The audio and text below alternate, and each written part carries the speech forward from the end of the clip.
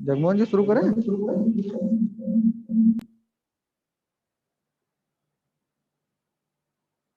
हाँ जी सर, शुरू कर सकते हैं प्लीज।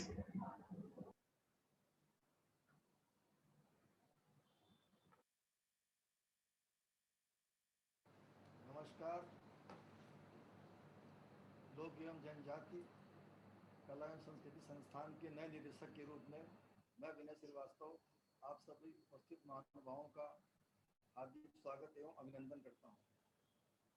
आज हम सभी आज़ादी के अमृत महोत्सव के अंतर्गत थारू जनजाति के विकास और संभावनाओं पर परिचर्चा करने के लिए उपस्थित हुए हैं।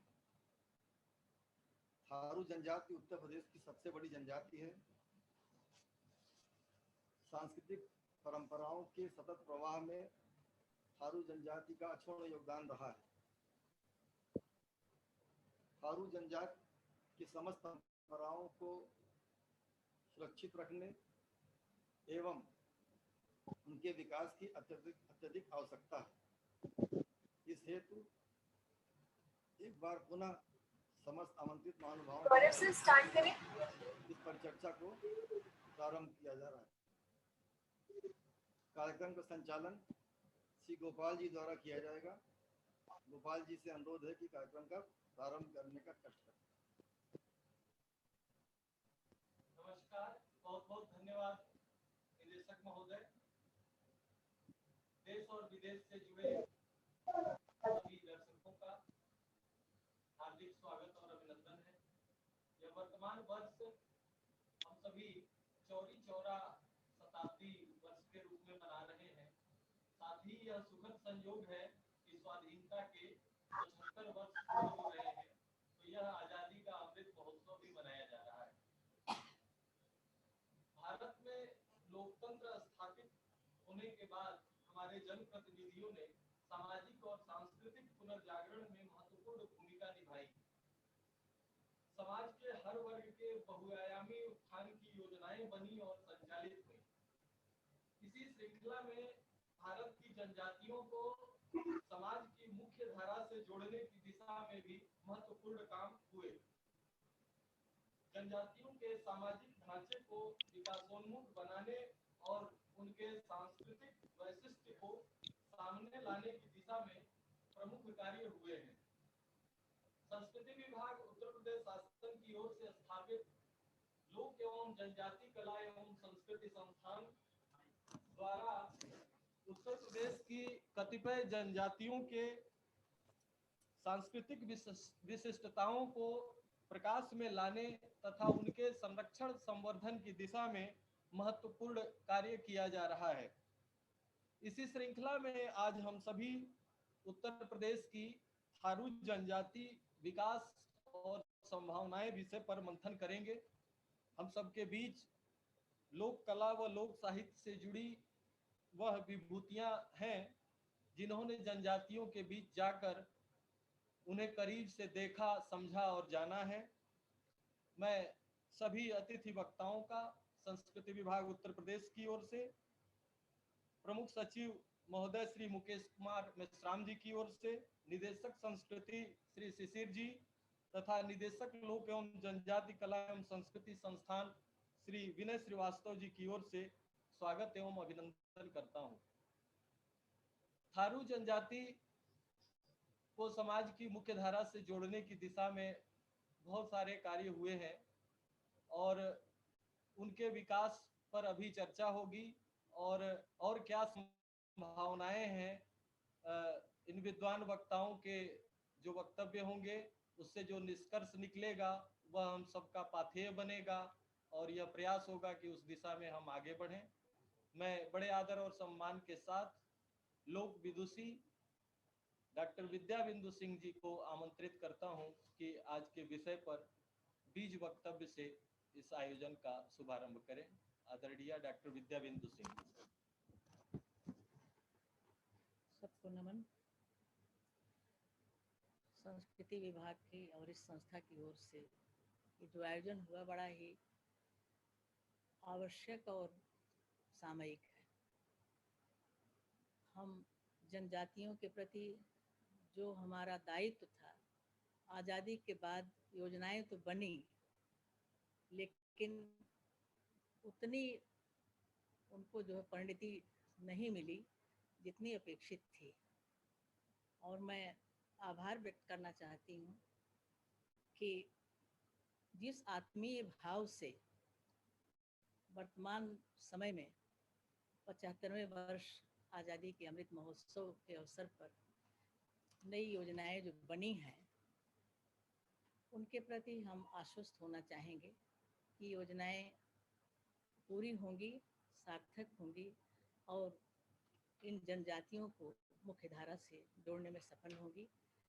मैं सबसे पहले इस संस्था के पूर्व निदेशक डॉक्टर योगेंद्र प्रताप सिंह जी की पूर्ण स्मृति को नमन करना चाहती हूँ, जिनकी बहुत महत्वाकांक्षी कल्पना थी इस संस्था को लेकर के, और विश्वास है कि वो पूरी होगी। हम सब लोग उस संकल्प को पूरा करेंगे। जनजातियों में थारू जनजाति का विशेष महत्व है।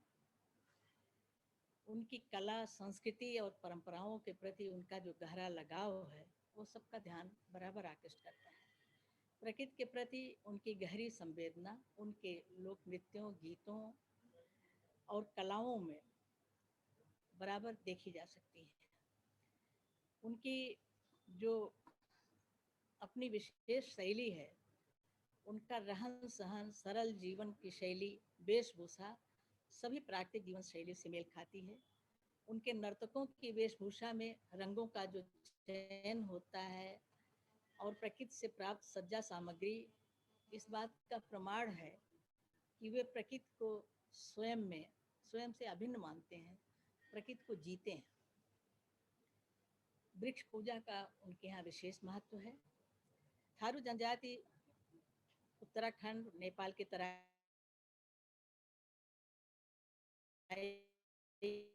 में, बिहार में और उत्तर प्रदेश के कई जीवन शैली में भी जो विशेषताएं हैं वो हमारे विद्वान वक्ता अभी बताएंगे। एक इनकी जो झोपड़ी का प्रारूप इनका अलग है, वो बहुत चर्चित है, जो थारू हट स्टाइल के नाम से जिसे प्रसिद्धि मिली है। जब हम थारू जनजाति की बात करते हैं तो उनकी विशिष्ट पहचान के साथ ही उसे जनजातीय संस्कृति के एक महत्वपूर्ण अंग के रूप में भी विचार करना चाहिए। हम उनको देखना चाहिए। ये अन्य जनजातियों की तरह घुमंतु खाना बदोश जो डेरा डालकर घूमते हैं और रहते हैं, कुछ दिन और चले जाते हैं, इनकी प्रकृति में ऐसा नहीं है। ये एक जगह ठहर करके अपना जीवन यापन करते हैं। आज विश्व गांव की भूमंडलीकरण की चर्चा बड़े जोर शोर से हो रही है, लेकिन भारत की जो विविध सांस्कृतिक सामाजिक शैलियां हैं, जो छवियां हैं, जो तमाम विविधताएं हैं और रंगतें हैं, उनके जो उदात्त जीवन मूल्य हैं, इन सबको समझने, परखने और प्रसारित करने की जिज्ञासा आज सबके मन में जग रही है, जो स्वाभाविक है।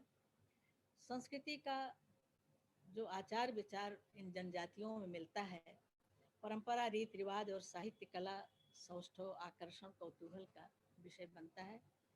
इनके आराध्य और उपासना पद्धति, ईमानदारी और आस्था तथा श्रम की संस्कृति प्रेरक की भूमिका में हम ग्रहण कर सकते हैं। इनकी संस्कृति देव संस्कृति है, प्रकृति की संस्कृति है। इसमें समूह मन जागरूक होता है, तभी लोकहित की चेतना है। ये प्रकृति की गोद में पलकर सहज, उदार, निश्चल मन पाते हैं। वहीं यहाँ दिखावा नहीं है, जो भीतर है वही बाहर है।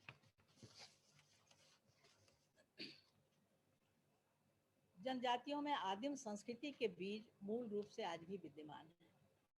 आदिम मूल भाव जो आदमियत का है उसे यदि बचाए रखना है तो इस संस्कृति का परिचय हमें अध्ययन करना ही पड़ेगा, इसे आत्मसात भी करना होगा। संस्कृतियाँ परस्पर प्रभाव ग्रहण करती हैं, चाहे जनजातियों में हो चाहे उससे भिन्न संस्कृतियाँ हैं, और कभी कभी बाहरी चमक दमक का प्रलोभन हावी होने लगता है, पर प्रायः देखने में यह आता है कि जनजातीय संस्कृति की जड़ें इतनी गहरी हैं, अपनी संस्कृति के प्रति आस्था इतनी गहरी है कि परिवर्तन को वे बिना सोचे समझे स्वीकार नहीं करते, तत्काल ग्रहण नहीं करते। भौतिक समृद्धि के साथ ही उनकी अपनी संस्कृति के प्रति जो गौरव बोध है वो बनाए रखने की जरूरत है। भौतिक सुविधाओं के लोभ में वे अपनी भारतीय संस्कृति जो उसकी पहचान है उससे विरत न हो जाएं, इसका ध्यान रखना होगा। यहाँ संयुक्त परिवार का मजबूत ढांचा है जो किसी की व्यक्तिगत स्वतंत्रता पर चोट नहीं पहुंचाता। संयुक्त परिवार होते हुए भी सबको अनुशासित रखता है। रक्त संबंध, कुल, गोत्र और इसके अतिरिक्त के नातों को भी अपनी आचार संहिता के सांचे में ढाल कर रखता है। यहाँ यह आचार संहिता ही व्यवस्था की नियामक है। अलग अलग जनजातियों में सत्ता भाव का अंतर है। प्रायः मातृ सत्ता का प्रभाव अधिक है। परिवार में माता को पिता से अधिक आदर देते हैं। बहन और बेटी का आदर महत्व है। आज नारी जागरण, नारी मुक्ति की बात करने वाले इनसे सबक ले सकते हैं। इनमें बहुपति या बहुपत्नी विवाह की प्रथा पहले थी, लेकिन जब उनसे बहुत सारी समस्याएं उत्पन्न हुई तो धीरे धीरे उस थोड़ा सा सुधार हो रहा है और समस्या वो प्रथा समाप्त होती जा रही है। शिक्षा के प्रभाव से भी परिवर्तन हुआ है, लेकिन अभी भी ये प्रथा है। मात्र सत्तात्मक परिवारों में परिवार की मुखिया स्त्री होती है। सभी सदस्यों की आय का धन वही रखती है और पूरे परिवार का घर का संचालन करती है। स्त्रियां स्वयं भी श्रम करती हैं, इसलिए आर्थिक रूप से स्वतंत्र हैं। पर्वत क्षेत्र में पुरुषों की अपेक्षा अधिक कर्मठ हैं। वहाँ दहेज नहीं, वधू मूल्य चुकाते हैं। विधवा विवाह और पुनर्विवाह की भी मान्यता है। इनके जो साहित्य है वो वाचिक परंपरा से मिलता है। इसमें इनके पूर्वजों का इतिहास, उनकी वीरता की कहानियां हैं। इस तरह से इसमें इतिहास भी सुरक्षित है। इनके मिथकीय स्वरूप भी मिलते हैं जो ठेठ आदिम अंदाज में प्रस्तुत होते हैं। गीत, नृत्य, कथाएं, नाटकीय प्रस्तुतियों में आज भी आदिम गंध है, माटी की महक है। लोक कथाओं में जो एक मानुष गंध की बात बार बार आती है, वह मानुष गंध अभी इन जनजातियों में बची हुई है। और अगर हमें उस मानुष गंध को बचाए रखना है तो जो आज खोती जा रही है, तो इनकी संस्कृति की ओर लौटना पड़ेगा, इनसे जुड़ना पड़ेगा। उनकी आदिम सरसता, सहज अलबेलापन उनके साहित्य और जीवन दोनों में है। संस्कृति और धर्म के प्रति आस्था उन्हें अपनी परंपरा से हटने नहीं देती। वे धर्मप्राण जन प्रकृति और देवता के प्रकोप के भय के कारण भी परिवर्तन को जल्दी ग्रहण नहीं करते। पारिवारिक संबंधों की मिठास, कटुता, इन सब का भी चरम उल्लास का, सुख दुख का, इन सब का मौखिक परंपरा के इनका जो साहित्य है उसमें मिलता है। कहीं दाम्पत्य प्रेम के महकते पल हैं, कहीं रूठना मनाना है। एक गोदना के गीत में कहा गया है, प्रिय कहता है तुम्हें यदि कान का फूल पहनाऊं तो वह प्राकृतिक फूल हो या सोने चांदी का, वो टूट जाएगा, लेकिन यदि गोदने का फूल बना दूं तो जीवन भर तुम्हारे साथ रहेगा, मेरी याद दिलाता रहेगा। ये गोदने को लेकर के इनके बीच कई टैबूज प्रचलित हैं, जैसे कि एक मायके का होना चाहिए, एक ससुराल का होना चाहिए, और गोदना गोदाना उनके यहाँ आवश्यक है। तब तक रसोई उसकी पवित्र नहीं मानी जाती कुछ जनजातियों में। और गीत में है कि सब कुछ यही छूट जाएगा, लेकिन गोदने का दाम गोहन में जाए, गोदने का दाम जो है आखिर तक साफ जाएगा। इसी तरह कुछ जनजातियों में विवाह संबंधों को लेकर के भी विशेष दृष्टिकोण है। सगोत्री विवाह वहाँ भी आदर पाता है। अन्य गोत्र में विवाह कहीं कहीं वर्जित है। यदि बच्चा किसी का दूध पी ले तो वो भाई बहन बन जाते हैं और उनके बीच विवाह संबंध नहीं होते। पर्व त्यौहार मनाने का उत्साह और उनकी विधियाँ भी उनकी अलग हैं, विशिष्ट हैं।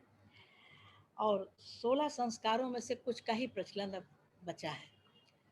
लेकिन खास जो है, जैसे जन्म संस्कार में कुछ वर्जनाएं हैं, कुछ रीतियां हैं, जैसे छठी के दिन सबके नाखून काटना और सौरगृह के वस्त्रों को फेंक देना या जला देना और घर की शुद्धि करके छूत पाक मिटाना, ये सब इनमें भी स्वास्थ्य की दृष्टि से जो जरूरी हैं वो आज भी होते हैं। नामकरण भी दिन के आधार पर प्राय होता है, जैसे सोमवार को सोमरा सोमरी, मंगल को मंगरा मंगरी, इस तरह शनिचरी इतवारी, इस तरह नामकरण होते हैं। और जब भी ये इनके परिहास का भी अपना है, कुछ संबंधों में परिहास की परंपरा है, वो भी निश्चित है किस संबंध में परिहास किया जाएगा। चूड़ाकर्म अर्थात मुंडन का भी निश्चित नियम है कि जो इनके कुल देवता हैं उनके स्थान पर ही मुंडन होगा और बहुवार बाल जल्दी ही मुंडन करा दो, नहीं तो आसुरी आपदाएं उसको बच्चे को घेरे रहेंगे। केश बंधन का एक संस्कार होता है जो केवल जनजातियों में ही है। इसमें इसी दिन से सयाना मान लिया जाता है उसे, और उसके विवाह की तैयारी, विवाह की उसको आज्ञा मिल जाती है। एक और शर्त है उनके विवाह की कि ये जो है साथी चुनने का अभिभावकों को बताने की इनकी प्रथा अभी भी है, स्वयं साथी चुनते हैं। मुझे ये भी पता चला कि उनका ये कहना है कि जब एक परीक्षा होती है वर की, जो कोई हुनर नहीं जानता उसका विवाह नहीं होता, उसे प्रमाणित करना पड़ता है, चाहे वस्त्र बुनकर दिखाए, पात्र बनाकर दिखाए, और वो हुनर ऐसा होना चाहिए जिससे आजीविका का चल सके उसके गृहस्थ जीवन की।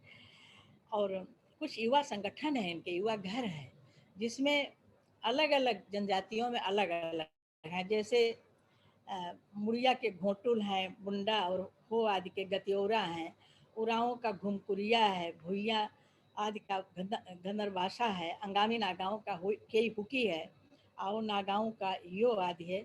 इन युवा घरों में ये युवक युवती स्वच्छंदता से मिलते हैं, आमोद प्रमोद करते हैं और अपना जीवन साथी वहीं पसंद करते हैं और फिर बताते हैं अपने परिवार को। ये स्वस्थ परंपरा अभी भी है, लेकिन अब धीरे धीरे लुप्त हो रही है। मृत्यु संस्कार में मृतक के साथ उपयोग के साथ सामान रखकर अंतिम संस्कार करते हैं। स्वजनों का नदी में स्नान करना और समाज द्वारा उनको आर्थिक सहयोग के लिए धान और दान किया जाता है, ऐसे अवसर पर ये परंपरा अभी चल रही है। और मृतक के गुणों का वर्णन करके उनके कुर्सीनामा का ज्ञान कराया जाता है। एक वंश के मृतकों को की आत्माएं एक ही साथ रहें, इसलिए जो अस्थि अवशेष होते हैं उनको एक वंश कुंडी में डालते हैं। जीवन के अंत के बाद भी कुटुंब जुड़ा रहे, सब कुटुंबी एक ही कुंड में रहें, ये भावना उसके पीछे है, जो बहुत ही मार्मिक और स्मरणीय है। नट जाति की जनजाति हैं, उनके यहाँ संदेश भेजने का एक अलग तरीका है। पेड़ में बैठ के ढोलक बजाते हैं और दूसरे गांव का ढोलक सुन करके अगले गांव को सूचना देता है। और शोक और शुभ संस्कार दोनों के अलग अलग ढंग से ढोल बजते हैं, ये भी संकेत मिलता है। जनजाति संस्कृति को आखेटक भाव से नहीं बल्कि उनसे सीखने के भाव से देखने के लिए ज़रूरत है, स्वीकारने की ज़रूरत है। उनकी सांस्कृतिक विरासत, उनका साहित्य कला उन्हीं तक सीमित न रह जाए, बल्कि उससे समस्त लोग अनुप्राणित हो, ये प्रयास करने की ज़रूरत है। उनकी मातृभाषा के शब्द भंडार, उनके मुहावरे, उनकी अक्षताओं की क्षमता से पूरा साहित्य समृद्ध हो। हिंदी साहित्य ही नहीं, सभी भारतीय भाषाओं का साहित्य समृद्ध हो, इसके लिए प्रबुद्ध समाज को भी उन्हें सीखना होगा और प्रयास करना होगा। उनका हस्तशिल्प, उनके व्यवसाय को आधुनिक तकनीक से जो संभावनाएं हैं उसके बारे में चर्चा करना चाह रही हूँ कि आधुनिक तकनीक से जोड़कर उन्नत करने के साथ ही उनके मूल सौंदर्य बोध की रक्षा भी होती रहनी चाहिए। विकास हेतु तो ऋण लेने और उनकी परेशानियों से उबरने की भी शिक्षा उन्हें देनी होगी। उनके साथ धोखा न हो, उनकी अन्य समस्याओं के निराकरण के आत्मीय उपाय तलाशने होंगे। उनकी न्याय प्रणाली, पंचायत या मुखिया की भूमिका को समझना होगा। उनके वोट बैंक को भुनाने की जो साजिश है उससे उन्हें सतर्क करना होगा। धर्मांतरण के प्रलोभनों के प्रति भी उन्हें सचेत करना होगा। उनकी शिक्षा पद्धति, भारतीय परिवेश और संस्कृति पर आधारित होगी तो उनकी संस्कृति की मूल भावना सुरक्षित रहेगी। सरकारी लाभकारी योजनाओं की जानकारी देने के लिए भी उन्हें साक्षर बनाना है और सतत शिक्षा के लिए निरंतर उन्हें जागरूक करना है। संचार माध्यमों का भी उनको सहयोग करना चाहिए। उनके लिए सरल भाषा में अखबार पुस्तकें उपलब्ध कराई जाएं, कार्यक्रम दिए जाएं उनकी भाषा में, और जो उनका अपना लोक साहित्य है उसे छपवा करके उन्हें उनको भी दिया जाए और बाकी समाज को भी दिया जाए। संपूर्ण उनका लोक साहित्य और पौराणिक कथाओं की जो अन्य लोक साहित्य की सामग्री है वो भी उन्हें दी जाए। जनजातीय बच्चों के लिए पाठ्य पुस्तकें उनके परिवेश से, उनकी भाषा से जोड़ करके प्रस्तुत की जाएं। उनके मनोरंजन के साधन विकसित हों, लेकिन जो उनके अपने खेल हैं, उनके नृत्य हैं, गीत कथाएं हैं, उन सबको भी बेहतर मंच दिया जाए, क्योंकि वो प्रस्तुति जहाँ कर सकें वो पूरा समाज उससे लाभान्वित हो सके। और उनके जो अभिभावक या मुखिया हैं वो भी सतर्क रहें कि हमारे बच्चे कहीं अवमूल्यन की ओर तो नहीं जा रहे हैं, कहीं प्रलोभन में नहीं फंस रहे हैं। इसके लिए उन्हें भी जागरूक करना होगा। ये परखने की जरूरत है सामाजिक, सांस्कृतिक, राजनीतिक आधुनिकता का दबाव उनके मानवीय गुणों को किस दिशा में प्रभावित कर रहा है। उनकी कला से बाजार या बाजारू मानसिकता वाले उनका दोहन तो नहीं कर रहे हैं, इस ओर भी ध्यान रखना होगा। उनका संयुक्त परिवार का जो ढांचा है वो टूटे नहीं, सुरक्षित रहे, ये भी ध्यान रखना है। इनकी ऐतिहासिक गाथाएं हैं, जैसे सरहुल की कथा है एक, उसमें स्त्रियों ने पुरुष वेश में युद्ध किया और जीत गईं। ऐसे गाथा गीतों को मुद्रित कराकर पूरे समाज को देना होगा। हर क्षेत्र में शिक्षा के अवसर, हर विषय को विज्ञान तकनीकी से जोड़ करके उन्हें सभी विषयों का ज्ञान देना होगा। उनकी लोक संस्कृति के प्रति उनका गौरव बोध बना रहे, ये भी जरूरी है। परिवार कल्याण की जो योजनाएं हैं, परिवार नियोजन, स्वास्थ्य, स्वच्छता आदि, इनका भी हमेशा ध्यान में रखना चाहिए इन्हें।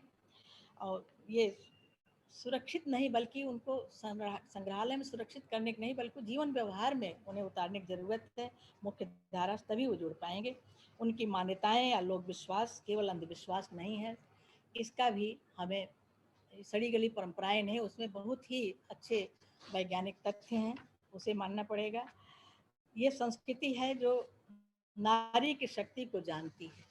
जो सीता के स्वाभिमान की रक्षा में कुश बन गए, केस जो उनके थे, उसकी संस्कृति है जिसके बिना कोई संकल्प पूरा नहीं होता।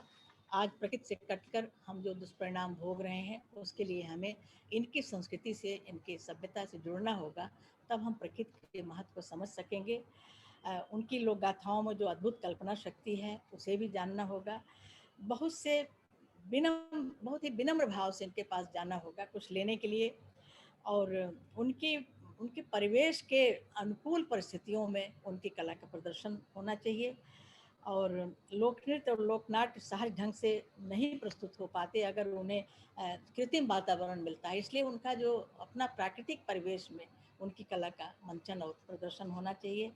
इनकी संस्कृति शिव पार्वती की संस्कृति है जो लोक कल्याण से जुड़ी है, जो घुमंतु प्रकृति है इनकी, इधर उधर जाने की, लोक कल्याण के लिए उसका आदर होना चाहिए। और इनके बारे में तरह तरह की जो भ्रांतियां हैं, जैसे कुछ लोग कहते हैं कि आदमखोर हैं कुछ जनजातियों के लिए, और इससे बड़ा आक्रोश इनके मन में होता है। इनकी स्त्रियों के लिए कहा जाता है कि जादू टोना करके भेड़ बकरी बना लेती हैं अब पुरुषों को। तो इसके पीछे उनका जो सौंदर्य है, उनकी जो एक क्षमता है अपनी बात मनवाने की, उस गुण को देखना चाहिए और इस तरह के आरोप से उन्हें मुक्त रखना चाहिए। हिमालय और धरती आकाश उनका आधार है और उसके प्रति उनका जो लगाव है वो सबको उस लगाव को सीखने की ज़रूरत है। उनकी शब्दावली बहुत समृद्ध है जिसकी विभिन्न अर्थछटाएँ हैं। जैसे उनके यहाँ दुपट्टा या गमछा को खाता कहते हैं, तो इस तरह के बहुत सारे हैं शब्द हैं जो प्रचलित हैं, कम प्रचलित हैं, उनको पूरी धारा में, मुख्य धारा में जोड़ना चाहिए। ऋतु पर्वों, त्योहारों, देवताओं पूजन, वहाँ की संस्कार विधियों और पूजन पद्धति, खेल कूद की समानता के साथ भारतीय परिवेश आदि का ध्यान रखते हुए उनकी प्रस्तुति होनी चाहिए। इनकी जो विभिन्न रंगतें हैं उनकी विशिष्ट पहचान को भी रेखांकित करना होगा। जनजातीय साहित्य जीवन की रहस्यमय पहचान कराता है और इसका अध्ययन संरक्षण के दया भाव से नहीं होना चाहिए। बल्कि न आखेटक भाव से न दया भाव से, बल्कि संस्कृति के शिव पक्ष से हमें जुड़ना होगा। जो उनसे कट चुके हैं उन्हें जोड़ना है। विकास के लिए सरकार प्रयत्नशील है। जनजातियों की शिक्षा व्यवस्था, स्वास्थ्य सेवाएं, रोजगार संबंधी व्यवस्था, आज के प्रशासन की जो योजनाएं प्रस्तावित हैं और कार्यान्वित हो रही हैं, इसलिए उनके स्वस्थ विकास की संभावनाएं बढ़ी हैं। हमारी शुभकामना है कि ये जनजातियां मुख्य धारा से जुड़कर निरंतर अपना विकास करती रहें। मैं बहुत बहुत आभारी हूँ इस संस्था की और आप सबके श्रोताओं की आभार। धन्यवाद। बहुत बहुत धन्यवाद आदरणीय दीदी। आपने सूत्र रूप में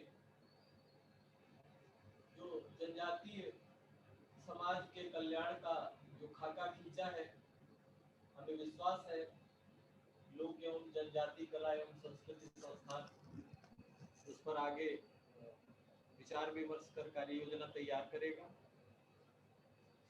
मैं बड़े आदर और सम्मान के साथ वरिष्ठ साहित्यकार डॉक्टर करुणा पांडे जी को आमंत्रित करना चाहूंगा। उन्होंने विशेष रूप से थारू जनजाति और थारू ही नहीं, भारतवर्ष के विभिन्न वन प्रांतर में घूम घूम कर अपने जनजातीय कला और संस्कृति पर काम किया है। उनके लोक गीतों के संकलन पर आपकी विशेष पकड़ रही है। मैं आज के विषय स्वाधीन भारत में थारू जनजाति विकास और संभावनाएं विषय पर आपके व्याख्यान के लिए सादर आमंत्रित करता हूं आदरणीय डॉक्टर करुणा पांडे। धन्यवाद गोपाल जी।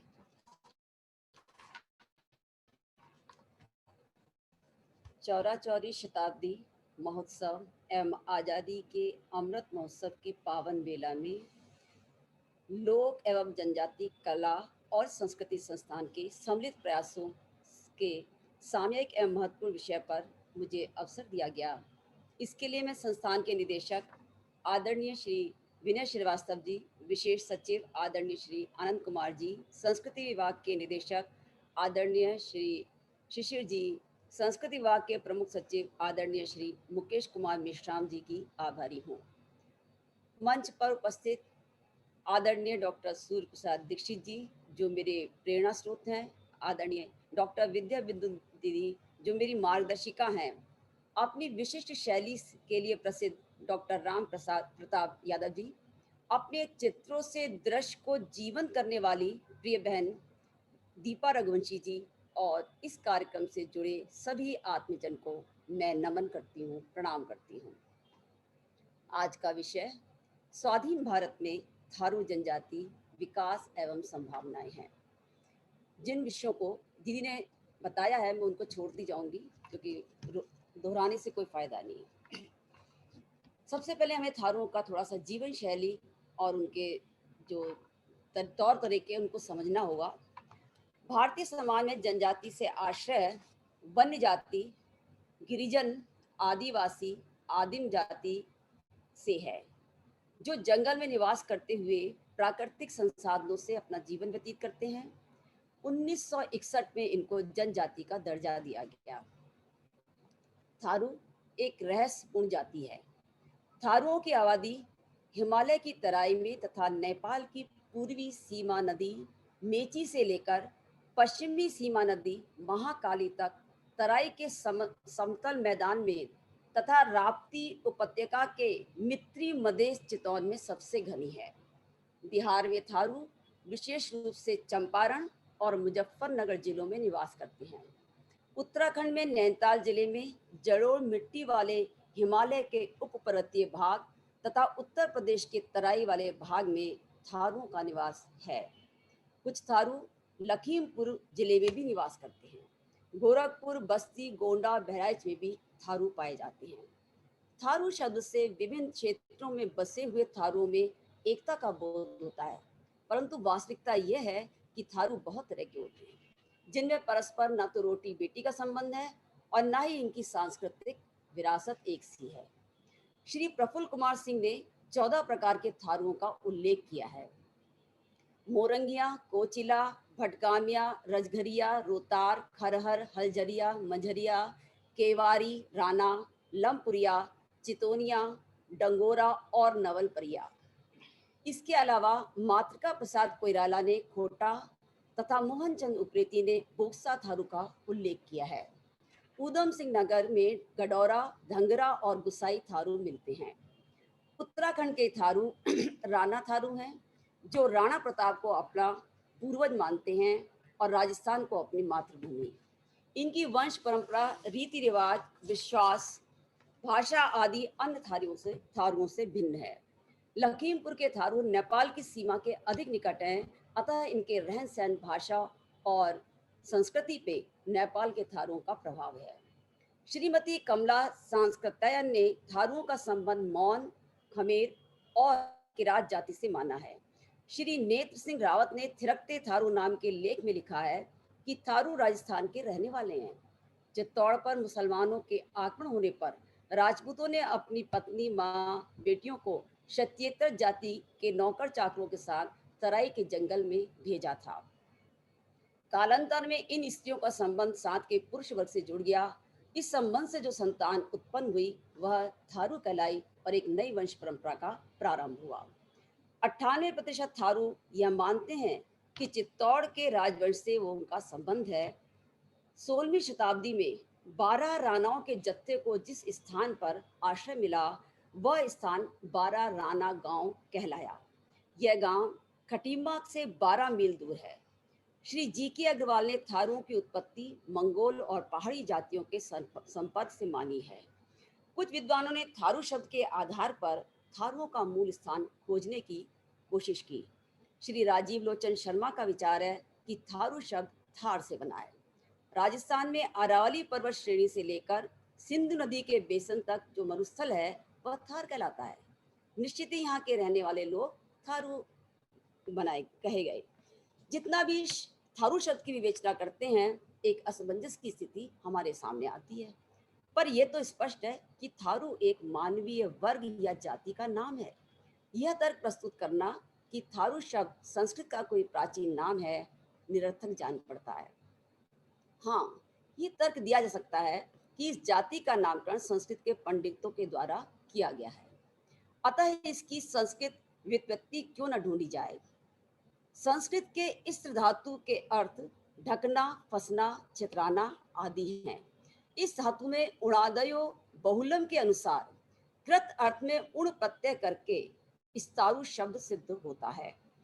जब इस जाति के लोगों ने हिमालय के तराई भागों में अपने फैलाव से आच्छादित कर लिया तो इस्तार कहे जाने लगे और संस्कृत के अधिकांश शब्द सकार, हलन सकार से जो आरंभ होते हैं, हिंदी की बोलचाल भाषा में सकार रहित हो जाते हैं। जैसे स्थल का थल, स्थान का थान, स्कंद का कंद। इसी प्रकार संस्कृत का इस्तारू नाम पहले तारू हुआ और धीरे धीरे वो थारू हो गया, ऐसा मानते हैं। अंततोगत्वा यही सिद्ध होता है कि तराई प्रदेश को अपने फैलाव से आच्छादित कर लेने के कारण इस जाति का नाम थारू हुआ। इनमें ना तो राजपूत स्त्रियों के गुण हैं और ना ही राजपूत पुरुषों के गुण हैं। आकृतियों से ये बहुत विचित्र व्यक्तित्व वाले हैं।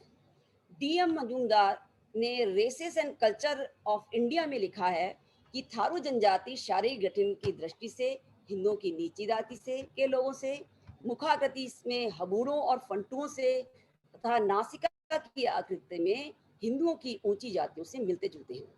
ये कहीं से भी आए हो, परंतु अब ये तराई के मूल निवासी हैं। ये लोग जंगलों में रहते हैं, पर अब इन्होंने बस्तियां बना ली हैं, परंतु अभी भी ये घुमंतु जीव की भांति एक स्थान से दूसरे स्थान में जाते रहते हैं। भाषा और संस्कृति की दृष्टि से नेपाल के थारुओं और राणा थारुओं में भिन्नता है। नेपाल के थारू कमीज ना पहनकर फतुई, एक प्रकार का जैकेट होता है, वो पहनते हैं।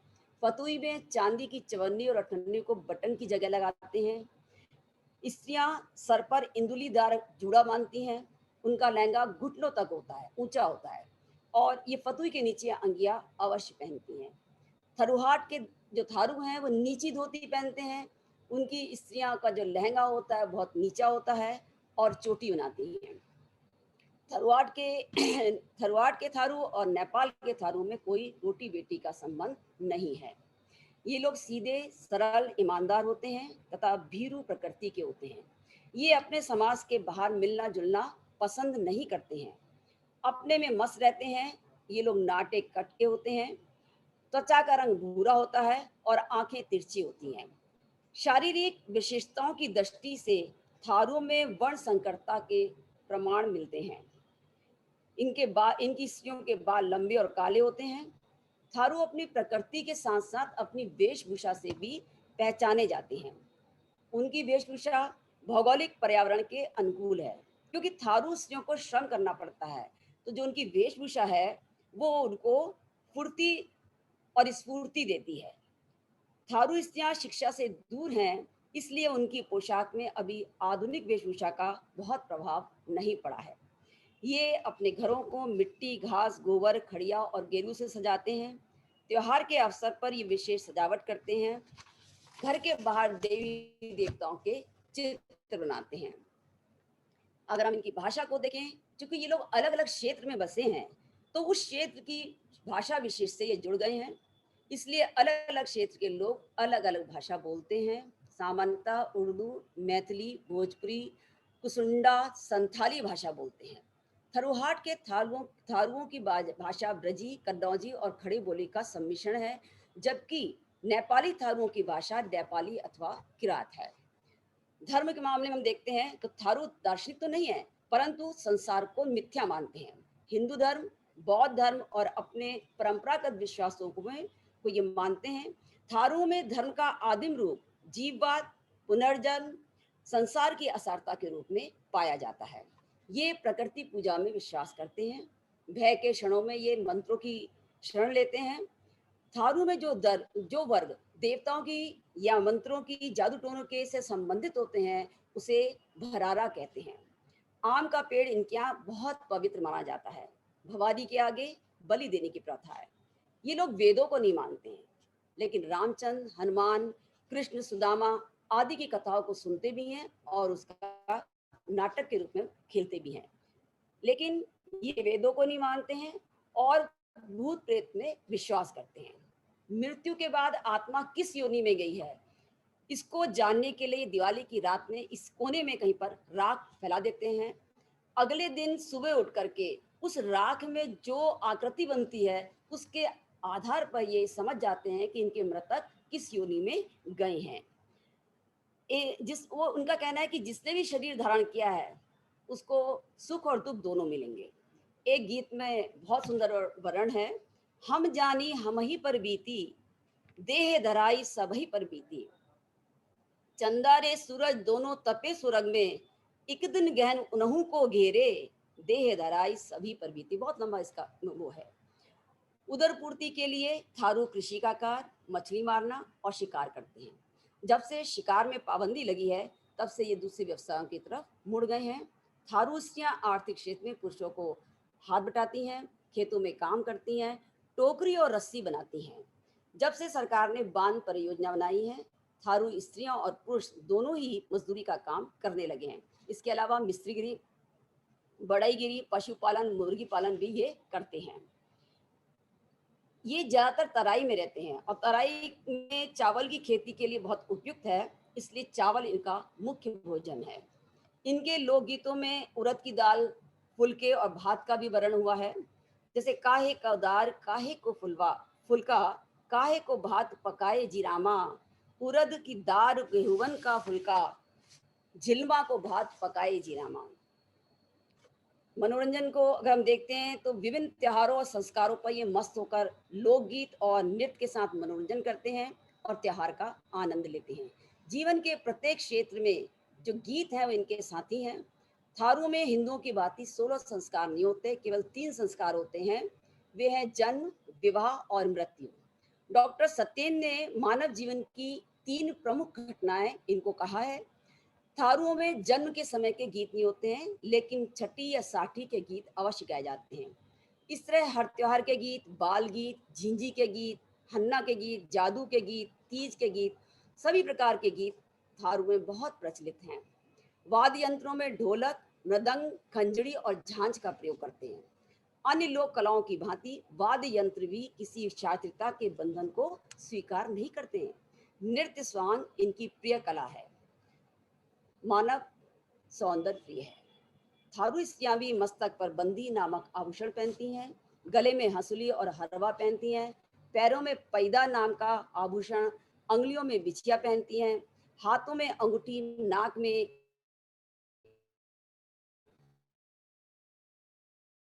फूल तथा बेसरी, कंठ में और काजल स्त्री और पुरुष दोनों ही लगाते हैं। स्त्रियां होठों में मिस्सी लगाती हैं, हाथ पैरों में मेहंदी रचाती हैं। निर्धन होने के कारण इनके जो आभूषण हैं वो या तो गिलट के हैं, चांदी के या कांसे के होते हैं। दीवार पर बने चित्रों को देखकर हम इनकी चित्रकृता को जान सकते हैं। इनमें प्राय प्रकृति पक्षियों को प्रमुखता दी गई है। गाय, बैल, भैंस, मुर्गियां इनके पालतू पशु हैं। अधिकांश थारू निर्धन है। इनका जीवन बहुत अव्यवस्थित होता है। मेलों का बहुत आयोजन होता है और मेलों में ये दो काम करते हैं, एक तो अपनी हाट करते हैं, बाजार करते हैं, और दूसरों के साथ इंटरेक्शन, मिलते हैं। थारू संतोषी होते हैं, अभावों में भी भावों से भरे होते हैं। ये इनके जीवन में इनकी प्रसन्नता का राज है। विवाह में ये आम की पूजा करते हैं और उसके चारों तरफ धागा लपेटकर आम की पहले लकड़ी तोड़ते हैं और फिर उस लकड़ी से भोजन बनाकर काम प्रारंभ करते हैं। आम के जब मैं इसमें गई थी तो मैंने पूछा आम के चारों तरफ धागा लपेटने क्यों लपेटते हैं। इस संबंध में इनका कहना है कि मुसलमानों के अत्याचारों से पीड़ित होकर हमारे पूर्वजों ने आम के चारों ओर अपना जनेऊ लपेट दिया था, तब से हमने जनेऊ पहनना छोड़ दिया है। आम के पेड़ के चारों तरफ धागा लपेटना उस जनेऊ का प्रतीक है। थारू जब आपस में मिलते हैं तो राम राम कहते हैं। इनके लोकगीतों में इसकी बहुत बार अभिव्यक्ति हुई है। जब ये किसी बड़े के पैर छूते हैं तो पैरों को स्पर्श नहीं करते हैं, बल्कि पैर के पास जो पृथ्वी है, धरती है, उसको छू करके ये आशीर्वाद लेते हैं। संस्कारों में विवाह संस्कार और अंत्येष्टि संस्कार मुख्य है। मुंडन संस्कार आवश्यक नहीं है, लेकिन अगर कोई करना चाहे तो 3 से 5 वर्ष के बीच में कर सकता है। नामकरण संस्कार के लिए कोई दिन निश्चित नहीं होता है, कभी भी कोई करा सकता है। थारू संयुक्त परिवार में रहते हैं और संबोधन की परंपरा को सुंदरता का बाना पहनाते हैं। जैसे यहाँ पर कोई भी पत्नी अपने पति को मुन्ना के बप्पा ना कहकर ननद जी के वीरन कह करके अपने पति को संबोधित करती है। थारू स्त्री अपने पति को प्रधान और पुरुष अपनी पत्नी को प्रधानी कहता है। राणा, चौधरी, कथरिया आदि इनके सरनेम है। संपत्ति पर महिलाओं का भी अधिकार होता है। स्त्रियां पुरुषों से ज्यादा निडर होती हैं। थारुओं में दिवाली शोक का त्योहार है। जब किसी के घर में किसी की मृत्यु हो जाती है तो उसके यहाँ दुख की दिवाली मनाई जाती है। दिवाली की रात में 10 से 11 बजे तक एक नृत्य आरंभ होता है। इसे मंडवा जगाना कहते हैं।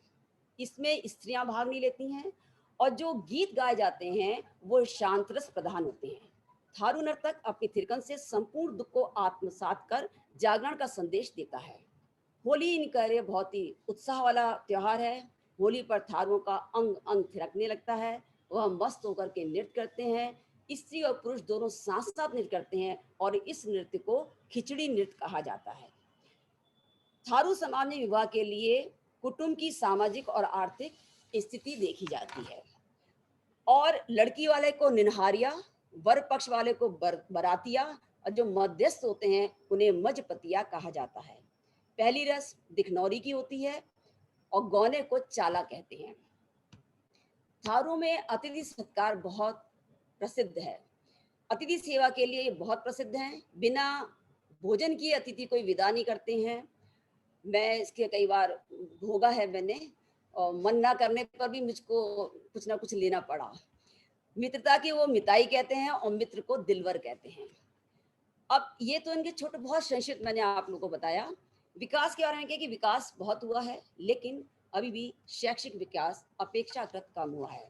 हालांकि थारू के विकास के लिए समय समय पर सरकार के द्वारा बहुत सारी योजनाएं चलाई गई। अनुसूचित जनजाति एवं पारंपरिक वनवासी अधिनियम 2006, फॉरेस्ट राइट एक्ट 2006-2019, जनजाति अत्याचार निवारण अधिनियम 1989, जनजाति उपयोजना रणनीति आदि के द्वारा सरकार ने इनके शैक्षिक, आर्थिक, सामाजिक उत्थान के लिए बहुत सारी योजनाएं और बजट निश्चित किया है। इन योजना के अंतर्गत कृषि की उन्नति, बैल क्रय करने के लिए, बागवानी, मुर्गी पालन, उन्नतिशील बीज क्रय करने के लिए इनको आर्थिक सहायता दी जाती है।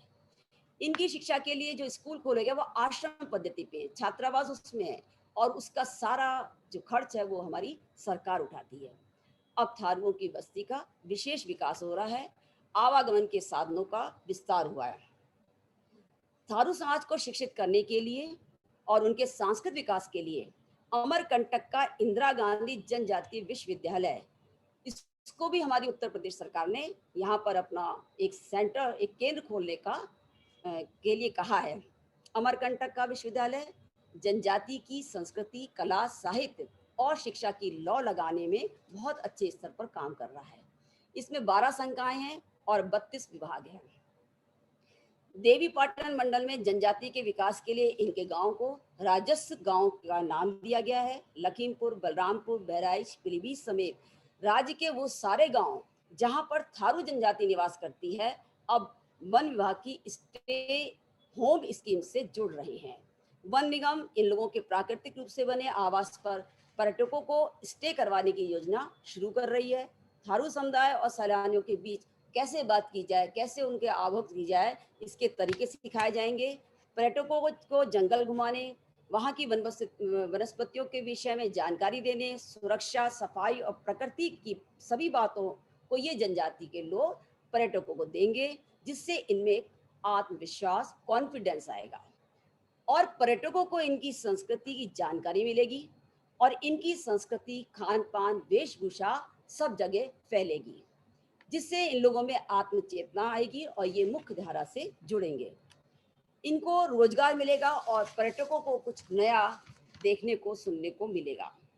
उत्तर प्रदेश में बहुत सारी योजनाएं, करीब 9-10 योजनाएं चल रही हैं, जैसे आश्रम पद्धति के स्कूल, स्कॉलरशिप, आर्थिक सहायता, मुफ्त साइकिल, ड्रेस, विवाह अनुदान, सामूहिक विवाह आदि चल रही हैं।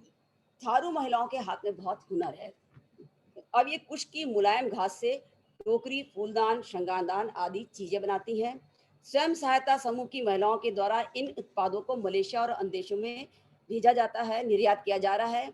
2002 में स्वर्ण जयंती स्वरोजगार योजना के तहत इनको संगठित किया गया और राष्ट्रीय निर्माण ग्रामीण आजीविका के तहत इनके उत्पादों को बाजार में उपलब्ध कराने का कार्य किया गया।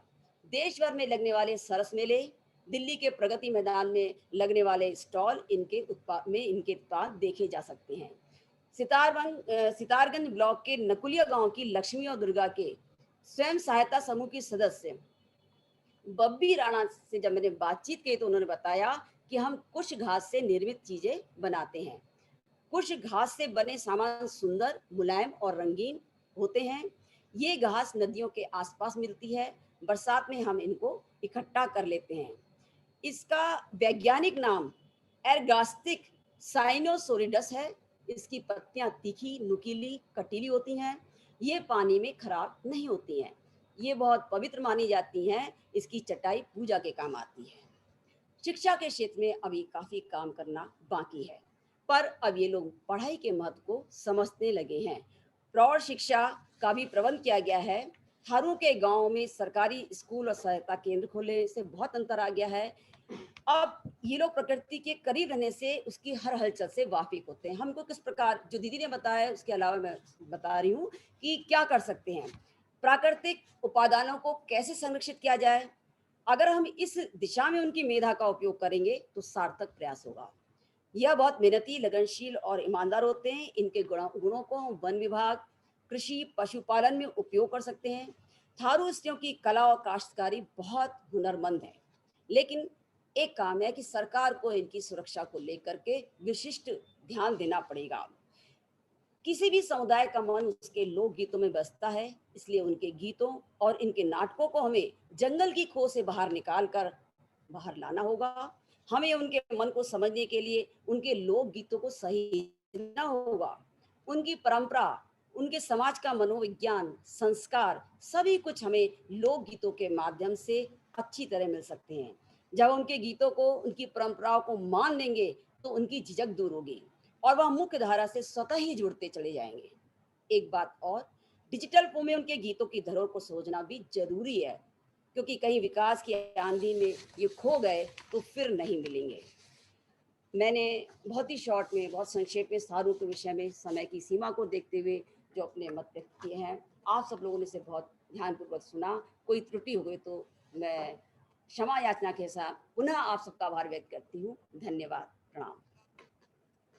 बहुत बहुत धन्यवाद आदरणीय डॉक्टर करुणा पांडे जी। आपने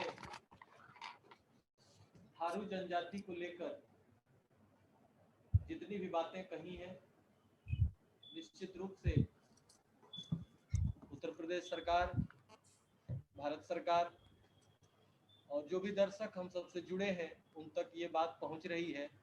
निश्चित ही इस पर आगे कुछ सकारात्मक कार्य होगा, ऐसी उम्मीद की जा सकती है। मैं इसी श्रृंखला को आगे बढ़ाते हुए प्रोफेसर डॉक्टर राम प्रताप यादव जी को सादर आमंत्रित करता हूं कि वो आज के निर्धारित विषय पर संक्षेप में अपनी बात रखें। आदरणीय डॉक्टर राम प्रताप यादव। बहुत बहुत धन्यवाद गोपाल जी, और आभार संस्थान का कि संस्थान ने मुझे बुलाया और मुझे लोक विदुषी डॉक्टर विद्या विदु सिंह जी से, जो हमारी प्रेरणा स्रोत हैं, प्रोफेसर गुरुवर प्रोफेसर सूर्य प्रसाद दीक्षित जी जो हम लोगों के आदर्श हैं, करुणा पांडे जी जैसे साहित्यकार से हमारा जो है यहाँ पे उनको सुनने का मौका मिला, दीपा सिंह जी हैं, और सबसे बड़ा आभार तो श्री विनय श्रीवास्तव जी का, जिनके निर्देशन में हम लोग जो है इस परिचर्चा में शामिल हो रहे हैं। मैं दोनों विदुषी जनों का मैंने सारगर्भित भाषण सुना, और मैं जो थारू जनजाति है स्पेशली उसके संदर्भ में, एम आई ऑडिबल? आवाज आ रही है? आवाज आ रही है? जी आ रही है, आ रही है। तो मैं बिल्कुल प्रिसाइज वे में थारू जनजाति के ऊपर थोड़ी सी बातें रखूंगा, खास तौर से क्योंकि मैं पॉलिटिकल साइंस का प्रोफेसर हूं, तो मेरा खुद स्टडी का भी जो है सेंटर रहा है थारू जनजातियों का, जो भी जिले हैं मेरा आना जाना हुआ है और उनके ऊपर मैंने स्टडी भी की है। तो मेरा जो उनके बीच में जो पॉलिटिकल डेवलपमेंट है और सोशियो इकोनॉमिक जो उनका एस्पेक्ट है, कल्चरल एस्पेक्ट है, उस पर बात करने की कोशिश करूंगा। मैं चाहूंगा कि संस्थान के लोग मुझे स्क्रीन शेयर करने की अनुमति दें, जिससे कि मैं पॉइंट वाइज में अपनी बातों को रखूंगा, जिससे कि उसे बाकी जो हमारे दर्शक देख रहे हैं उनको भी फायदा मिले। मैं प्रेजेंटेशन में बनाया हूं और मैं चाहता हूं कि उस पॉइंट पे मैं डिस्कस करूं।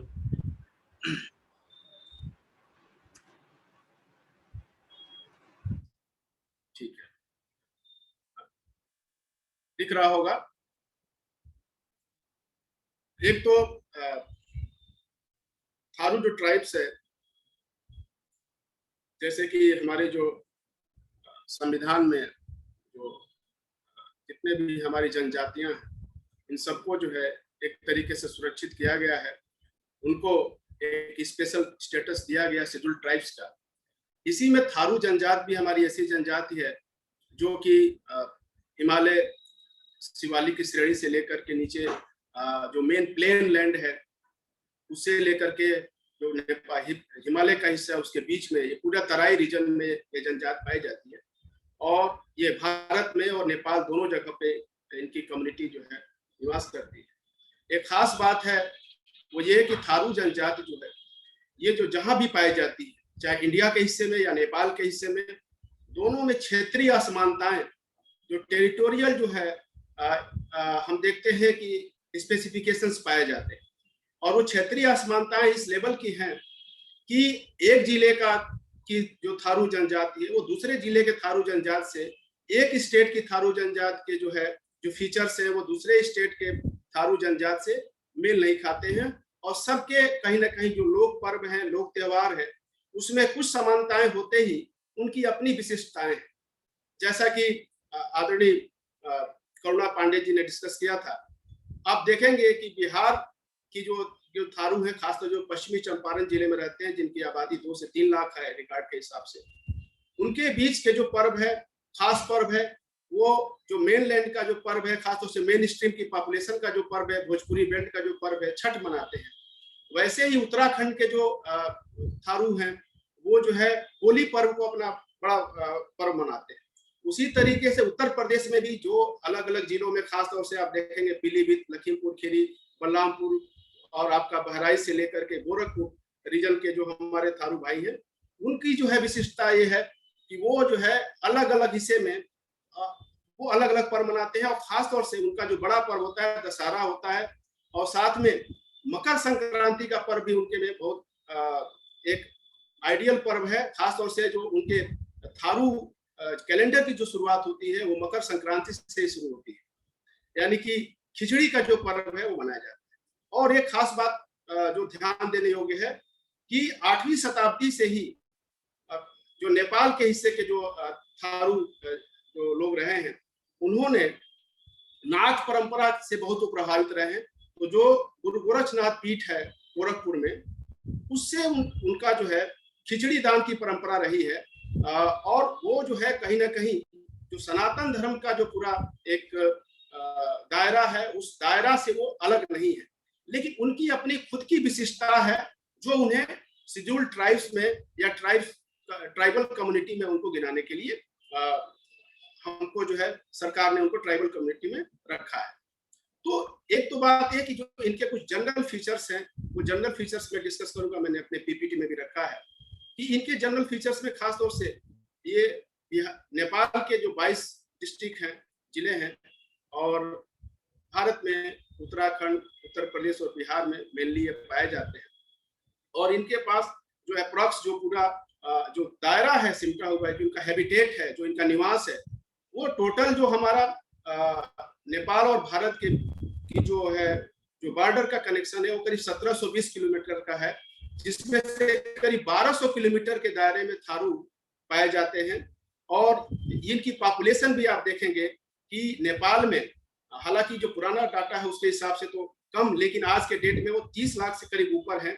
और इंडिया के हिस्से में आप देखेंगे तो अलग अलग रीजन में अलग अलग आप जो है पॉपुलेशन पाएंगे। उत्तराखंड में करीब लाख के करीब है, उत्तर प्रदेश में 1.25 लाख के करीब है, और बिहार में 3 से लेकर के 5 लाख आज के डेट में है। हालांकि सेंसस 2011 का है, उस हिसाब से अभी तो जनसंख्या बढ़ी हो। तो एक स्पेसिफिकेशन इनका ये है। अब हम ये बात करते हैं कि एक तो बहुत अच्छी बात है संस्कृति विभाग की कि उसने इतना बड़ा पहल किया, और जो अमृत महोत्सव की शुरुआत इस थारू जनजात के ऊपर ही डिबेट करने से करी। तो ये क्यों न्यूज में रहा, मैंने कोशिश की ढूंढने की। तो याद करिए पिछले साल जब लॉकडाउन लगा था पहली बार, तो प्रधानमंत्री नरेंद्र मोदी जी ने अपने स्पीच में स्पेशली जो थारू ट्राइब्स की जो बरना जो सिस्टम है उसका उन्होंने जिक्र किया था, और कहा था कि ये जो थारू लोग हैं खासतौर से ये प्रकृति प्रेमी होते हैं, और ये भूमसेन की पूजा करते हैं। भूमसेन मतलब मदर अर्थ, यानी कि धरती माता की पूजा करते हैं। और स्पेशली जब सावन का महीना आता है, बरसात का सीजन शुरू होता है, तो 3 दिन तक लगातार ये लॉकडाउन जैसी स्थिति बनाते हैं। कोई घर से बाहर नहीं निकलता है, घर में पकवान बनता है, त्योहार जैसा माहौल होता है, और बाहर जंगल में लोग नहीं निकलते हैं, इसलिए कि जिससे वो प्रकृति की रक्षा कर सके। आप देखेंगे कि जो सनातन धर्म में जो जैन परंपरा है, सनातन धर्म में जैन, सिख, बौद्ध और हिंदू मेनली माने जाते हैं। हिंदू धर्म तो बाद में नाम पड़ा, हम लोग सब सनातन धर्म के सब अंश हैं। तो जैनियों में जो नॉन वायलेंस का कॉन्सेप्ट है, आप देखेंगे कि थारुओं में वो आप देखेंगे कि बरना सिस्टम है, और प्रकृति की जो पूजा है वो कहीं ना कहीं उसको बड़ा तरजीह दी गई। और अभी हाल के दिनों में अभी उत्तर प्रदेश की सरकार ने, जो अभी करुणा मैडम ने बता रही थी कि होम स्टे जो परियोजना है, उत्तर प्रदेश की योगी आदित्यनाथ की सरकार जो है उन्होंने अनाउंस किया होम स्टे योजना। और स्पेशली जो एक बड़ा मुद्दा था, जो अभी अपने मैं तमाम सारे इशू में लिखा हूँ, थारू जनजात की जो इशू है उस पे सरकार ने बड़ा फोकस दिया है। और पहली बार ऐसा हुआ है कि थारू जो जनजात के जो युवा युवती हैं, जिनको रोजगार की एक बड़ी समस्या रहती है, एजुकेशन की समस्या तो है ही, मैं आगे डिस्कस करूंगा, उन्होंने टूरिज्म के थ्रू एक तरीके से उनकी अपनी आइडेंटिटी की जो क्राइसिस है, उनकी अपने पहचान का जो संकट है, उनको लाभ पहुंचाने के लिए, खासतौर से आर्थिक लाभ पहुंचाने के लिए, उनकी पहचान का संकट दूर करने के लिए ये जो परियोजना शुरू की है, खासतौर से दुधवा नेशनल पार्क उत्तर प्रदेश के और जो तमाम तरह रिजर्व पार्क हैं, उसमें ये कहीं ना कहीं उनको एक बड़े लेवल पे लाभ पहुंचाएगा और उनकी जो है स्वायत्ता है उसको भी बरकरार रखे काम करेगा। अब मैं नेक्स्ट स्लाइड पे आता हूं। उनका जो कल्चरल स्पेसिफिकेशंस है, मैं कोई चीज रिपीट नहीं करूंगा, विद्या बिंदु मैडम ने और करुणा मैडम ने उस बात को रखा है। कुछ बातें ऐसी हैं जो पर्व हैं, खासतौर से आप देखेंगे कि अभी जो धान बोने का अभी सीजन चल रहा है पैडी का, और इसमें जब धान बो लिया जाता है एक हल्दुआ पर्व मनाया जाता है, यानी कि किस तरीके से ये जनजाति प्रकृति से जुड़ी हुई है। हल्दुआ का मतलब हल को धोना और सुरक्षित जगह अपने घर में रख देना। उसी तरीके से नाग पंचमी का पर्व, जिसे वो लोग गुड़ी कहते हैं, गुड़ी पर्व कहते हैं, वो उनके यहाँ बहुत नाग पंचमी का पर्व जो है मनाया जाता है, जिसमें कि चने से का प्रसाद होता है और ये पर्व बड़े तौर पे मनाया जाता है। बड़ा इतवारी मनाया जाता है, खासतौर से उत्तर प्रदेश के जो लखीमपुर, जो दुधवा नेशनल पार्क है, उसके जो करीब 52 गांव हैं पूरे नेशनल पार्क में। आप देखेंगे लखीमपुर खीरी में 48 गांव जो है बिल्कुल कोर एरिया में है जंगल के, और 6 जो है गांव है वो पेरिफेरल एरिया में है, यानी कि परिधि में है। तो उनमें जो है ये बड़ा इतवारी पर भी आप देखते हैं मनाया जाता है कि खासतौर से जन्माष्टमी के 1 महीना पहले जो बड़ा इतवारी में जो ब्रदर होता है, भाई होता है, वो सिस्टर के यहाँ पकवान लेकर के जाता है, कुछ जो है ऑफरिंग्स लेके जाता है। आप देखेंगे कि इसी तरीके से जो जन्माष्टमी है उसको वो लोग अष्टमी की बोलते हैं। अभी मैं आगे बताऊंगा कि उनके कुछ नॉमेनक्लेचर हैं, कुछ थारुओं के अपने स्पेशल वर्ड्स हैं जो इस्तेमाल किए जाते हैं। तो अष्टमी की जो है उस पर खास तौर से एक ऐसा पर्व है जिसपे कि वो कृष्ण और जो पांडव, जो खास तौर से महाभारत काल में जब उनको जब जंगल वनवास हो गया था, तो वो थारू लोग बताते हैं कि वो लोग हमारे एरिया में आए थे, इसलिए उनकी मेमोरी में वो फास्टिंग दिन भर के व्रत रहते हैं। उस व्रत में वो मछली नदी से मार करके लाते हैं और शाम को जो है वो अपना उपवास तोड़ते हैं। तो अष्टमी की भी मनाते हैं। दशहरा, जैसे कि हमारे यहाँ पोंगल होता है, फेमस पोंगल है साउथ में, और उस पोंगल के हिसाब से हम देते हैं कि वो हमारे यहाँ भी एक तरीके से जब धान की कटाई होती है तो वो एक फरा होता है, फरा हमारे यहाँ जैसे हिंदी बेल्ट में बनाया जाता है, उसको ढेकरी लोग बोलते हैं, वो भी जो है एक पकवान खासतौर से बनाते हैं। बिहार में छठ उनका मेन पर्व है, उत्तराखंड में होली, जैसे मैंने बताया। मकर संक्रांति पर खासतौर से देवी पाटन मंडल और गोरखपुर के हिस्से में ये बड़ा पर्व है, और नेपाल के खास कुछ एरिया में ये काफी बड़ा पर्व माना जाता है थारुओं के बीच में। और आप देखेंगे कि इनका गोरखनाथ टेम्पल से जो नाथ संप्रदाय रहा है उससे 8वीं शताब्दी से ही उनका जो है उनका मठ, नेपाल के हिस्से में उनका मठ जो है बना हुआ है और नाथ संप्रदाय से भी जुड़े हुए हैं। और इनके अंदर जो बुद्धिज्म का थेरवाद है, वो थेरवाद का मतलब होता है कि जो खासतौर से तांत्रिक विद्या जैसे ओझा सोखा होते हैं उससे भी ये प्रभावित है। तो बुद्धिज्म के जो थेरवाद है उससे भी प्रभावित है, और साथ में जो सनातन धर्म की स्पेशल जो पर्व है उससे भी प्रभावित है। अब इसमें जो है आप देखेंगे कि कुछ मैंने नॉमेनक्लेचर, कुछ वर्ड्स ऐसे रखे हैं जो बताते हैं कि वो थारुओं के स्पेशल अपना सिस्टम है। जैसे पंचायत सिस्टम उनके यहाँ होता है, उसको लोग गुमस्ता बोलते हैं, और उसके हेड को प्रधान बोलते हैं। हिंदी में प्रधान को है वो प्रधान बोलते हैं। जो पश्चिमी चंपारण बिहार का जो हरनाटांड एक एरिया है उसको थारुओं का कैपिटल माना जाता है, और जो बसाहट होती है थारू जनजाति की उसको थरवाट बोलते हैं।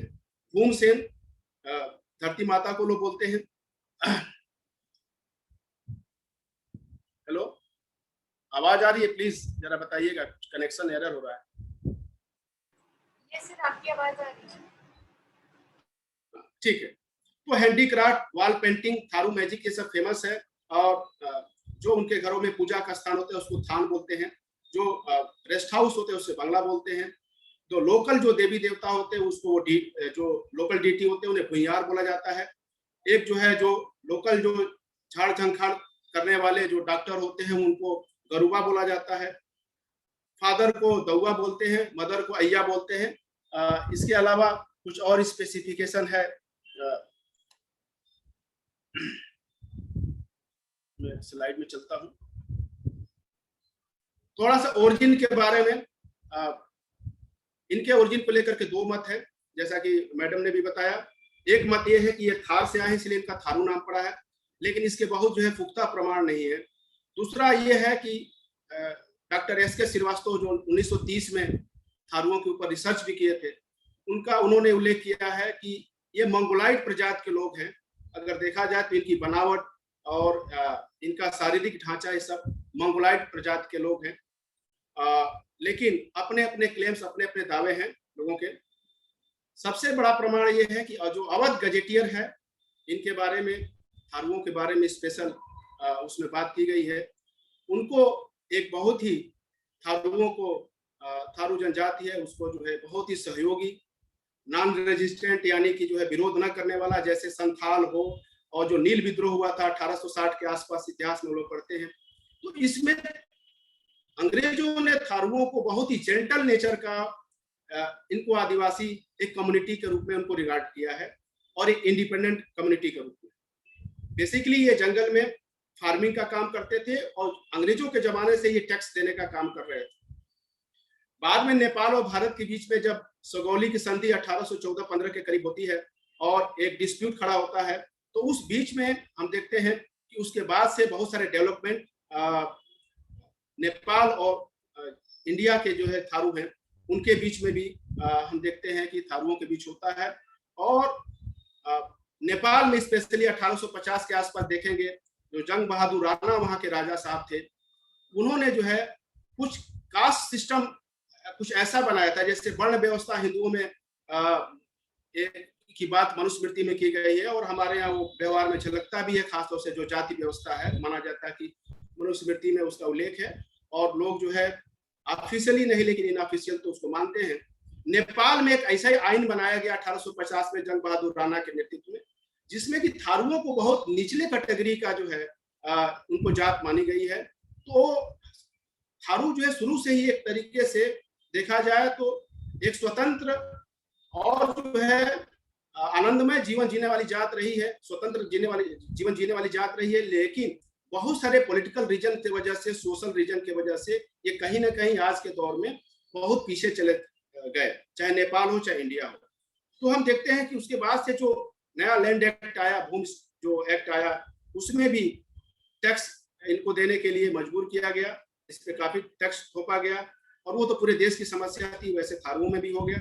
और जब 1950 में भारत में शेड्यूल्ड ट्राइब जो एक्ट जब लागू किया गया, तो दुर्भाग्य से थारुओं को उसमें शामिल नहीं किया गया। और बड़े दिनों बाद, 17 साल बाद, करीब 1967 में संसद में एक चंदा कमेटी बैठाई, ज्वाइंट पार्लियामेंट कमेटी बैठी, जिसको प्रिसाइड किए थे चंदा जी। चंदा कमेटी के रिकमेंडेशन से आजादी के 17 साल बाद 1967 में थारू को एक जो है ट्राइबल कम्युनिटी को के तौर पे उनको स्वीकार किया गया है। तब से जो है उनके तमाम सारे राइट्स जो है वो प्रिजर्व किए जाने लगे गए। और उसके पहले चूंकि ट्राइबल उनको नहीं माना जाता था, तो जो जंगलों में रहने वाले जो ये लोग हैं, घनघोर जंगल में अंदर तक रहने वाले लोग हैं, कोर एरिया में रहने वाले लोग हैं, उससे जो है बहुत तरीके के पुलिसिया उत्पीड़न भी आजादी के बाद भी जारी रहा। लेकिन जैसे ही उनको ट्राइबल कम्युनिटी में उनको एक्सेप्ट किया गया, सरकार ने, भारत सरकार ने उनको सूचित किया, शेड्यूल किया, उसके बाद से देखेंगे कि बहुत तरीके के ऐसे जो है उनमें डेवलपमेंट और उनके रिहाइश को लेकर के, उनकी सुविधा को लेकर के ध्यान रखा गया। 1927 में जो फॉरेस्ट जो एक्ट आया था, वनाधिकार जो एक्ट आया था, ठीक है, उसमें इनको जो है थारुओं का इस्तेमाल स्पेशली एक तरीके से उनसे बेगारी कराई गई थी प्लांटेशन कराने के लिए। और उनको जो है इसके डर से जो बाहर के एरिया में, खुले एरिया में, जंगलों में ही जो खुला एरिया होता है उसमें रहने वाले जो थारू थे, वो सरकार और पुलिस के डर से वो अंदर और घने जंगलों में चले गए थे। ठीक है, इसी तरीके से आजादी के बाद से जो दूसरा एक्ट आया, जो वन जीवन अधिनियम आया, उसमें भी जो है तमाम तरीके के नेशनल पार्क बनाए गए देश स्तर पे, और नेशनल पार्क को परिभाषित किया गया दो तरीके से, खासतौर से एक रेस्ट्रिक्टेड जोन के रूप में और दूसरा जो पेरिफेरी जोन है जिसे बफर जोन कहा गया। तो ये बफर जोन और कोर जोन परिभाषित कर देने से क्या हो गया कि उसमें बहुत तरीके के बाहरी लोग अब जो है सरकार ने उनको ऐसे एरिया में जाने के लिए उनको ओके कर दिया, जिसको लेकर के थारुओं की अपनी तमाम तरीके की समस्याएं शुरू हो गई। अब देखेंगे कि पूरी तरीके से जो डेमोग्राफी है वो थारू एरियाज में चेंज हो चुकी है। अब बाहरी लोग ज्यादा हो चुके हैं, थारू लोगों की संख्या कम हो चुकी है। तो ये एक नई तरीके की समस्या है। मैं आगे उस पॉइंट में मैं बात रखूंगा। सरकार ने 99 वर्ष के लिए लीज पे तमाम सारे लोगों को पट्टा देना शुरू किया। आप दुधवा नेशनल पार्क में ही देखेंगे तो कहीं पे भल्ला फार्म लिखा है, कहीं पर सिंह फार्म लिखा है। तमाम तरीके के ऐसे फार्म हाउसेज मिल जाएंगे और जो हजारों एकड़ में फैले हैं, और उससे जो है बाहरी लोगों की बसाहट काफी वहां पे बढ़ी है। और उसके चलते नई प्रकार की समस्या आई। जैसे कि एक समस्या के एग्जाम्पल दूंगा, जब बाहरी लोग बढ़ने लगे तो जैसे हम कहते हैं कि थारू बहुत पिछड़े हैं, पिछड़े नहीं हैं, वो सांस्कृतिक तौर पे, सामाजिक तौर पे बहुत ही मजबूत जात है। जैसे विद्या बिंदु मैम ने शुरू में कहा था, किस तरीके से है, जैसे कि वैसे ही है जैसे कि हम जब जीडीपी की बात करते हैं तो भूटान जैसा देश कहता है हम जीडीपी नहीं, हम ग्रास हैप्पीनेस इंडेक्स की बात करेंगे, जीएचआई की, हम कितना खुश हैं इससे हम आकलन करते हैं। ये थारू जनजात भी ऐसी जनजात रही है जो बिल्कुल स्वतंत्र रही है। जब बाहरी लोग बसने लगे उनके एरिया में तो उनके घरों में डकैती, लूट जैसी जो है चीजें घटने लगी। इसके बाद से सरकार ने उनको बंदूकों का लाइसेंस देना शुरू किया। खासतौर से नारायण दत्त तिवारी जी की जब सरकार थी तो बड़े लेवल पे उत्तर प्रदेश में जो ये जो है लाइसेंसिंग प्रणाली शुरू की गई।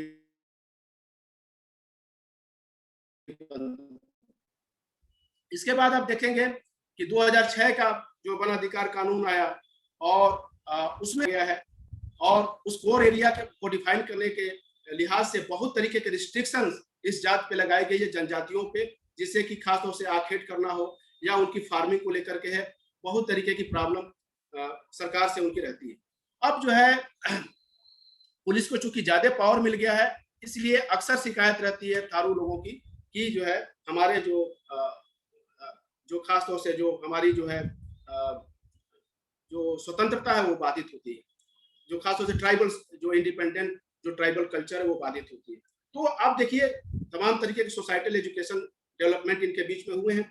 बड़े दुर्भाग्य की बात है, उत्तर प्रदेश का एग्जाम्पल दे रहा हूँ, पहला जो 8वीं तक का स्कूल खोला गया 1970 के आसपास खोला गया, और वो भी लखीमपुर खीरी डिस्ट्रिक्ट में, और सोशल वेलफेयर डिपार्टमेंट की तरफ से पहला ऐसा स्कूल था थारुओं के लिए। इसके पहले कोई स्कूल नहीं था। और ये जो है स्कूल ऐसे जगह पे है कि जहां पर स्कूल बच्चा जो है 80 किलोमीटर दूर से वो पढ़ने के लिए आता है। दूसरी बात यह है कि जो दूसरा इंटरमीडिएट का स्कूल खोला गया वो सन 2000 के आसपास आकर के खोला गया है, वो भी लखीमपुर खीरी में। तमाम तरीके के आईटीआई खोले गए हैं, जैसे बलरामपुर में और लखीमपुर खीरी में आईटीआई कॉलेज खोले गए हैं, उनके तमाम हॉस्टल भी बनाए गए हैं।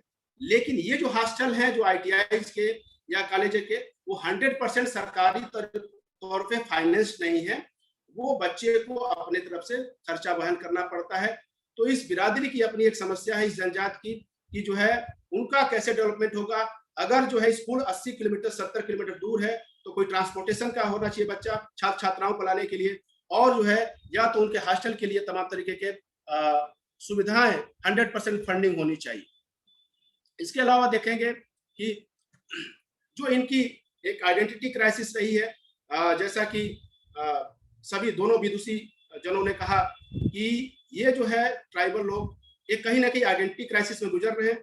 वो ठीक वैसे ही गुजर रहे हैं जैसे हम जो मेन लैंड के लोग हैं, मेन स्ट्रीम के लोग हैं, अपनी कल्चर से अपनी संस्कृति को छोड़ रहे हैं और जो ग्लोबलाइजेशन के प्रभाव में और तेज दौड़ने के प्रभाव में आकर के कहीं अपनी संस्कृति से कट जा रहे हैं। वो समस्या थारू जनजात के युवाओं में भी है, और वो कहीं ना कहीं जो 5वां शेड्यूल है, 5th शेड्यूल में मांग करते हैं कि कॉन्स्टिट्यूशन के 5वें शेड्यूल में अनुसूची में जो है उनको एक ऑटोनोमस एरिया का उनका दर्जा दिया जाए। हालांकि ये मांग अब पुरानी भी हो चुकी है, क्योंकि अब उनकी बसाहट में काफी चेंजेज आ गए हैं।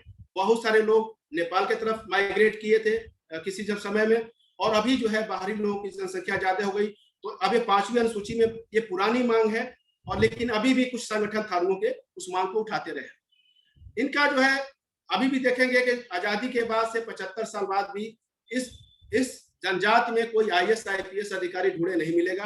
क्लरिकल जॉब में बहुत सारे लोग हैं, समीक्षा अधिकारी और इस तरीके के जो छोटे जॉब हैं उसमें इस तरीके के इस बिरादरी के इस ट्राइबल कम्युनिटी के लोग मिल जाते हैं। इनका एजुकेशनल डेवलपमेंट थोड़ा सा वो उसमें बैकवर्डनेस हमको दिखाई देता है।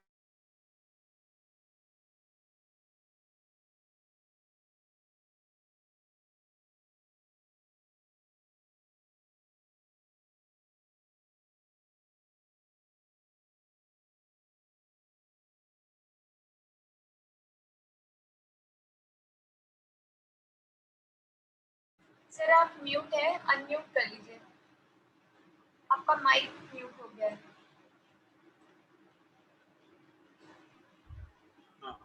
बीच में कनेक्शन चला गया था, सॉरी। अब जो है मैं ज्यादा समय नहीं लूंगा, मैं थोड़ा सा इनके आइडेंटिटी क्राइसिस को लेकर एक जो है UP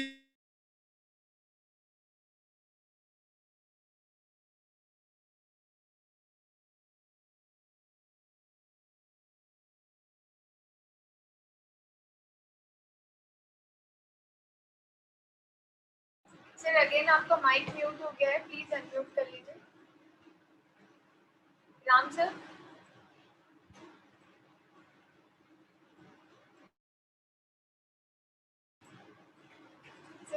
sir your mic is of.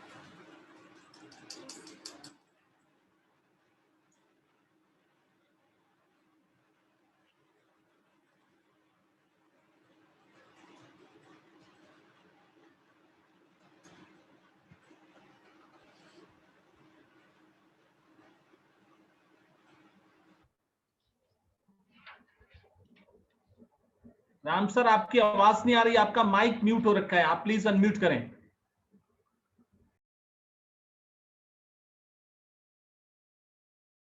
Network issue है, ठीक है, हाँ ठीक हो गया।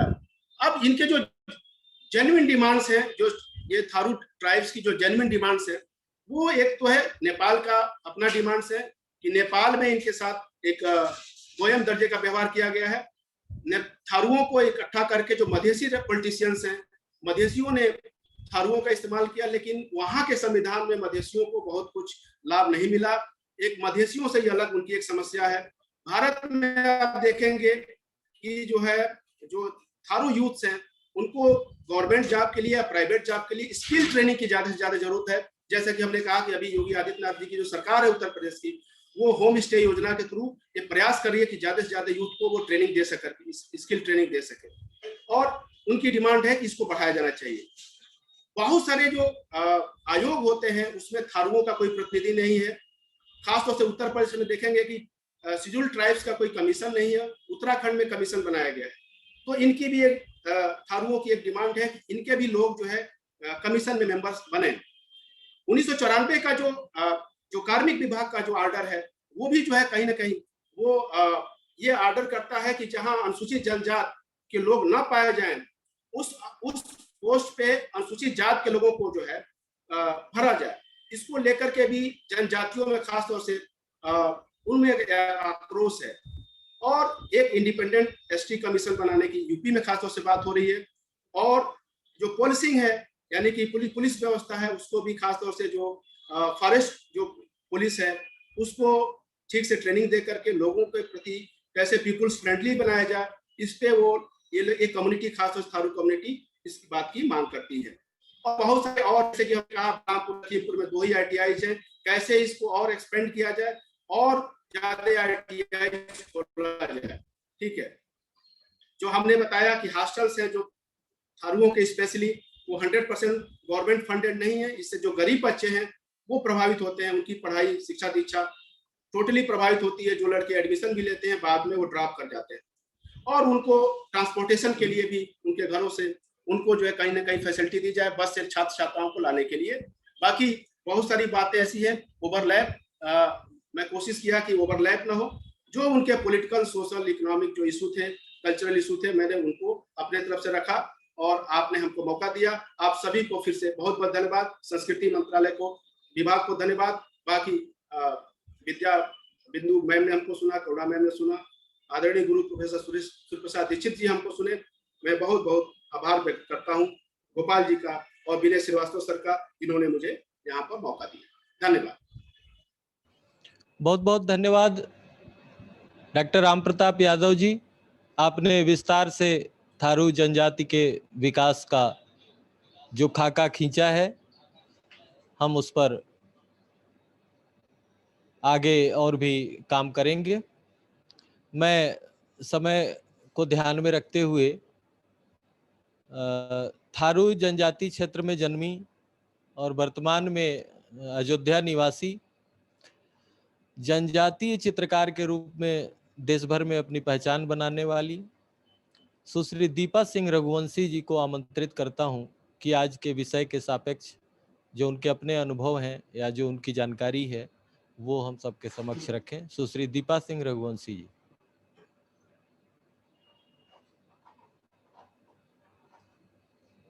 सर आवाज आ रही है मेरी? हाँ आ रही है, आ रही। जय श्री राम, नमस्कार। मैं दीपा सिंह रघुवंशी, लोक जनजातीय चित्रकार।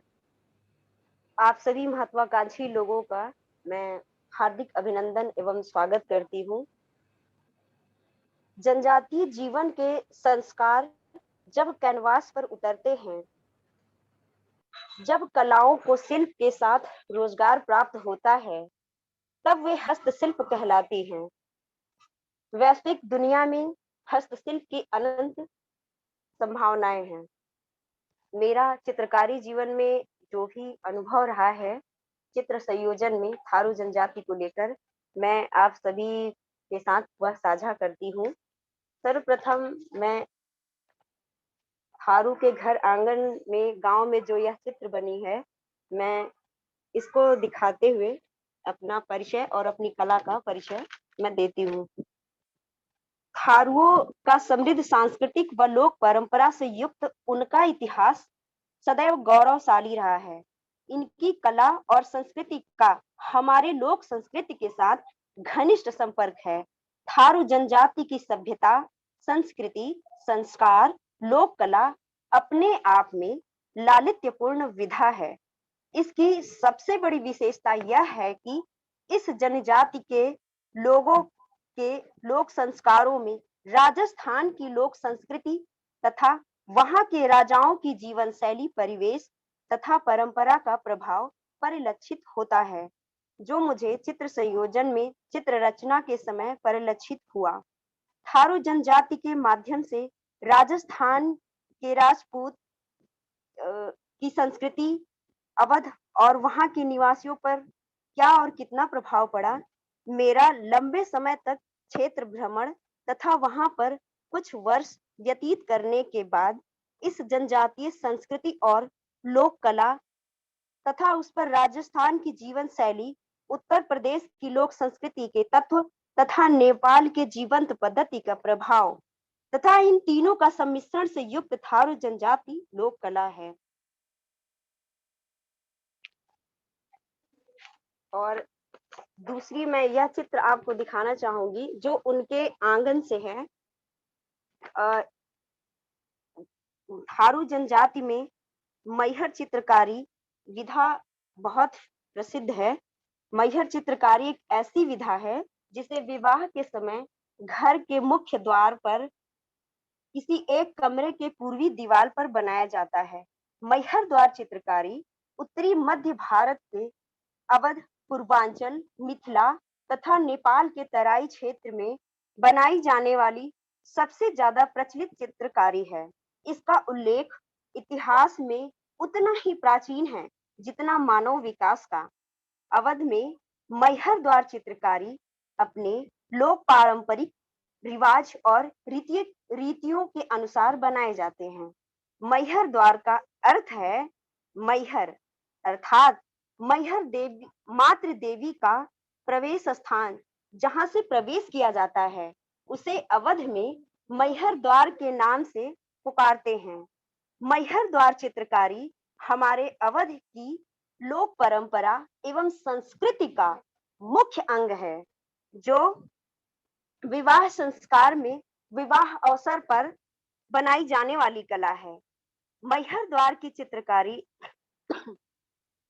बनाने से पूर्व दीवार पर गोबर से लीपकर पीसी हल्दी जिसे एपन कहते हैं, पिसे चावल जिसे चौरठ कहते हैं, गेरू या लाल रंग, कुमकुम, चंदन, फूलों के रस से चित्र को बनाया जाता है।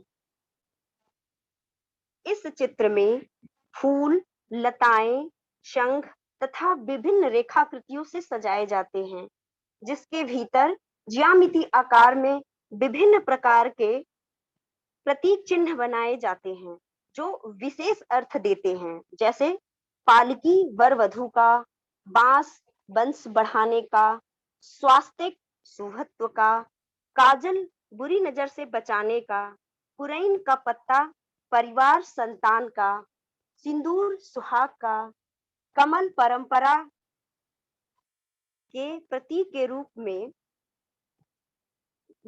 बनाए जाने की परंपरा है। उस मैहर द्वार के चित्र के भीतर गौरी गणेश की स्थापना की जाती है। गौरी गणेश प्रतीक के रूप में गोबर की 2 पीढ़ियां लगाकर उस पर लाल या पीले सिंदूर से टीका लगाए जाते हैं। मैहर द्वार की चित्रकारी वर वधू के बीच तथा परिवार में प्रेम भाव बढ़ाने की भावना को लेकर बनाई जाती है। इस चित्रकारी का मुख्य उद्देश्य शुभ मंगल का प्रतीक होता है तथा यह चित्रकारी जो है अति प्राचीन है। इस चित्रकारी नेपाल के और भारत के तटवर्ती गांव में जहां से मुझे प्राप्त हुआ, यह भगहरपुरवा तहसील धरौरा में बनाया गया करवा चौथ का चित्र है। यह चित्र घर घर में बनाए जाते हैं। यह चित्र लखीमपुर खीरी में ग्राम गबरौला, सुरमा, परसैया, सोनहा, सूढ़ा, मंगलपुरवा, भट्ठा, बलेरा, धुसुकिया, सुजानपुर आदि 20 गांव में लगभग इसी तरह से घर घर में यह चित्रकारी बनाई जाती है। उसी प्रकार लखीमपुर खीरी के पलिया कला गांव में बड़ा पतवारा, सिमरीपुरवा, बिहननपुरवा, पलिया खुर्द, बसंतपुर कला, सरखना पूरब, मलिनिया, खेमीपुरवा, छिदनीपुरवा, लोलिनपुरवा, मंगलपुरवा, निघासन, जगनपुरवा, अतरिया, नगवा, ढाकिन आदि में यह चित्र बनाए जाते हैं, जो कि मैं अपने आंखों से स्वयं जाकर देखी हूँ। उसी प्रकार जिला बहराइच के मिहिनपुरवा तहसील के अंतर्गत धर्मापुर, जलिहा, परगना, बलई गांव, बस्थनवा, अचुकवा, आजाद नगर, कारीकोट, सुजौली, कठौतिया, मलमला, सिमरी आदि गांवों में यह चित्र बनाए जाते हैं। अब मैं जिला बहराइच की चित्रकारी की परंपरा को बताती हूँ। मैं एक और चित्र है जिला बहराइच में, इसको दिखाना तेजस, दोनों इधर पकड़ो। जिला बहराइच की चित्रकारी जिस प्रकार अपनी परंपरा से पारंगत प्राकृतिक सौंदर्य के साथ लोक कला, काष्ठ कला, शिल्प कला, कृषि कला के साथ अपनी खास महत्वपूर्ण पहचान बनाए हुए उत्कृष्ट योगदान को दर्शाती है, उसी प्रकार यहाँ पर करवा चौथ भित्ति चित्रकारी हर एक नई विधि से चित्रकारी करने में पूरे प्रदेश में लोकप्रिय है। यहाँ के चित्रों की खास बात यह है कि यहाँ पर चित्रकारी अपने पूरे रीति रिवाजों को निभाते हुए प्राकृतिक रंग के प्रयोग कर रंग बिरंगे रंगों से आकर्षक चित्र व घर आंगन में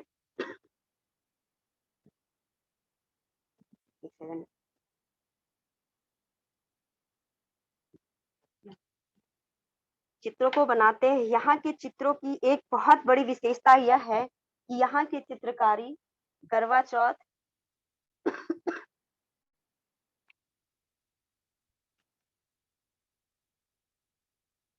शिव पार्वती जी 16 श्रृंगार के साथ सज्जित उनका पूरा परिवार, गणेश जी, कार्तिकेय जी, नंदी आदि देव, चंद्रमा, सूरज व भगवान शिव की बारात में शामिल होने वाले हाथी, घोड़ा, मोर, चिड़िया, तोता, मैना, करवा पूछती हुई 7 भाई बहन, चांद दिखाता भाई, वृक्ष आदि बनाए जाते हैं।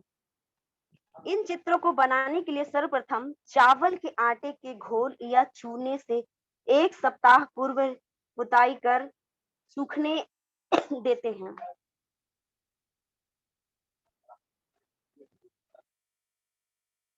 जी,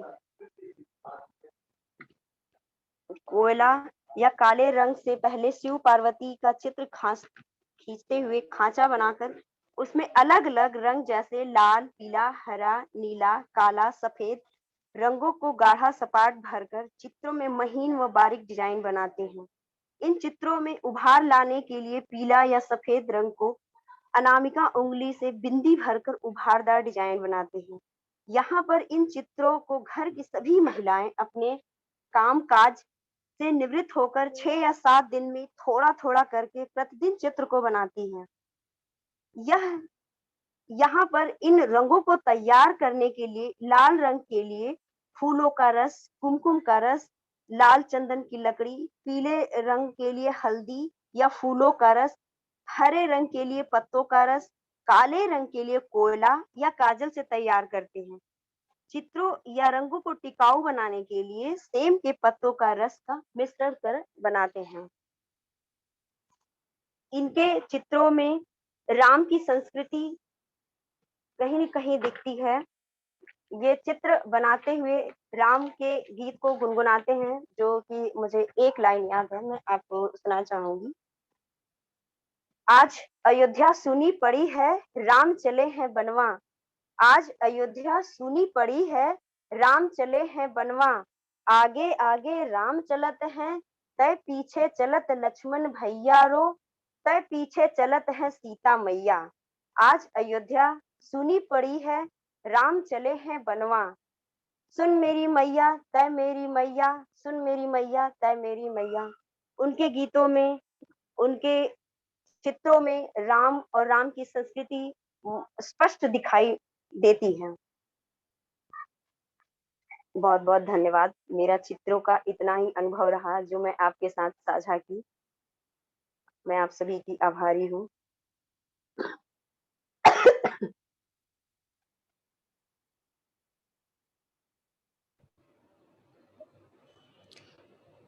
बहुत बहुत धन्यवाद सुश्री दीपा सिंह रघुवंशी जी। समय बहुत हो गया है और हम सबके बीच ये सौभाग्य है हम सबका कि गुरुवर प्रोफेसर सूर्य प्रसाद दीक्षित जी हम सबके साथ जुड़ चुके हैं।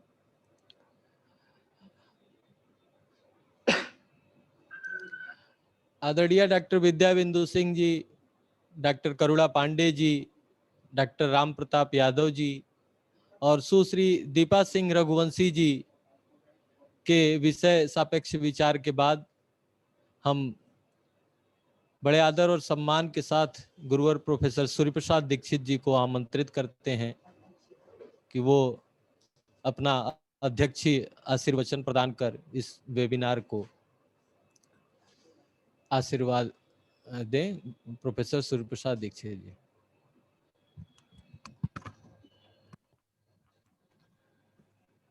इस संगोष्ठी में अपनी प्रतिभागिता करने वाली बहन विद्या बिंदु जी, करुणा जी, भाई यादव जी, दीपा जी और इन सबके संयोजक गोपाल जी तथा वे समस्त मित्र जो प्रत्यक्ष परोक्ष रूप से इसमें शामिल है, सबको मैं अभिवादन करता हूँ और बहुत बहुत बधाई देता हूँ इतने सुंदर विषय के चयन के लिए और इतने अच्छे आयोजन के लिए।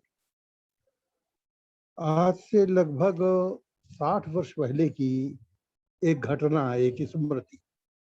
मैं तब एमए का विद्यार्थी था और हमारे विश्वविद्यालय के नृतत्व शास्त्र के एंथ्रोपोलॉजी विभाग के प्रोफेसर मजूमदार साहब ने एक आयोजन किया था। तो कुतूहलवश हम लोग देखने गए थे। कुतूहल ये था कि कई एक स्केलेटन वे लाए थे, अस्थिपंजर, हड्डियों के ढांचे। इन सब अस्थिपंजरों को देखकर तो बच्चे डरते थे, इसलिए मन में कुतूहल आया कि आखिर ये क्यों लाए हैं, इसमें क्या हो रहा है। वहां पहली बार मैंने थारू शब्द सुना था। पता चला कि थारुओं के अस्थिपंजर उनको मिले हैं और उनकी फिजिकल एंथ्रोपोलॉजिकल स्टडी कर रहे हैं, उनकी आनुवंशिकता का अध्ययन करने की, उनकी मनहस्तित्व और परिस्थिति का अध्ययन करने के लिए। और बहुत दिनों तक ये विभाग थारू रिसर्च सेंटर के रूप में मान्यता प्राप्त रहा। आज भी उनका जो संग्रहालय है उसमें थारू संस्कृति से संबंधित बहुत सारी सामग्री पड़ी है, लेकिन अब उत्साह नहीं रहा, वो क्षेत्र कार्य करने का साहस अब सुविधाजीवी वर्ग में नहीं रहा। तो बहुत सारी रिपोर्टें लिखी हुई मैंने सुना रखी हैं, प्रकाशित नहीं हो पाई और फिर आगे उनकी अपडेटिंग नहीं हो पाई। ये थारू जाति, इसके संबंध में अभी मैं सुन रहा था बहुत विस्तार से, यादव जी ने भी बताया और वक्ताओं ने भी बताया होगा। बड़ा विवाद है कि इसकी ओरिजिन क्या है। कुछ लोग मोटे तौर से मान लेते हैं, अंग्रेज रिसर्चर्स का, प्रशासकों का मत यही रहा है कि हल्दी घाटी की पराजय के बाद महाराणाओं के वंशज और विशेष रूप से उनकी स्त्रियां जो जंगल में भाग गई थी और फिर लौट कर नहीं आ पाई, तो वहीं जनजातियों के साथ उनका पारिवारिक संबंध हुआ और एक वर्णसंकर संतान जो उत्पन्न हुई वो थारू कहलाई। पर इससे लोगों की बड़ी असहमति है। मैंने देखा क्षेत्र के बहुत सारे विद्वान इस बात को सुनकर चिढ़ते हैं, इसका विरोध करते हैं, कहते हैं नहीं ये बड़ा अपमानजनक है और ये केवल अपमानित करने के उद्देश्य से ही ये घटना प्रसारित की गई। इसमें दो राय नहीं है कि थारू का संबंध थार के रेगिस्तान से यानी राजस्थान से रहा है।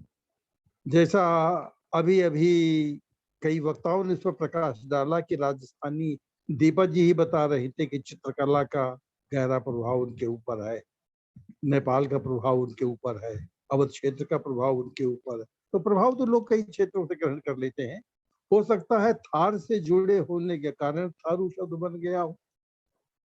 एक दूसरा तर्क दिया जाता है कि ये मूल शब्द दारू था, जिसका विकृत रूप अपभ्रंश रूप थारू हो गया।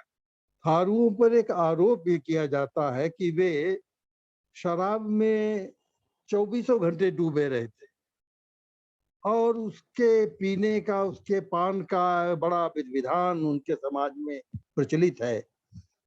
एक कहावत मुझे मिली और वो ये है, थारू की परिभाषा करते हुए कहा गया कि पानी पाए मेघा दारू, पानी पाए मेघा और दारू पाए थारू, और ठर्रा पिए जाड़ पिए और ऊपर गिर पड़े तो थारू। जाड़ा जो एक विशेष प्रकार की शराब ये भी होती है, कंट्री लीकर, जो चावल से बनाई जाती है, और जिसको ठर्रा कहते हैं वो महुए से बनता है।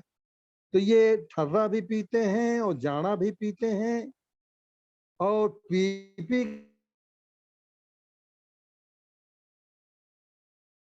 कर जब ऊपर सी मजाक में बात कही गई है तो संभवतः तुक मिलाने के लिए दारू से थारू शब्द बना लिया गया है।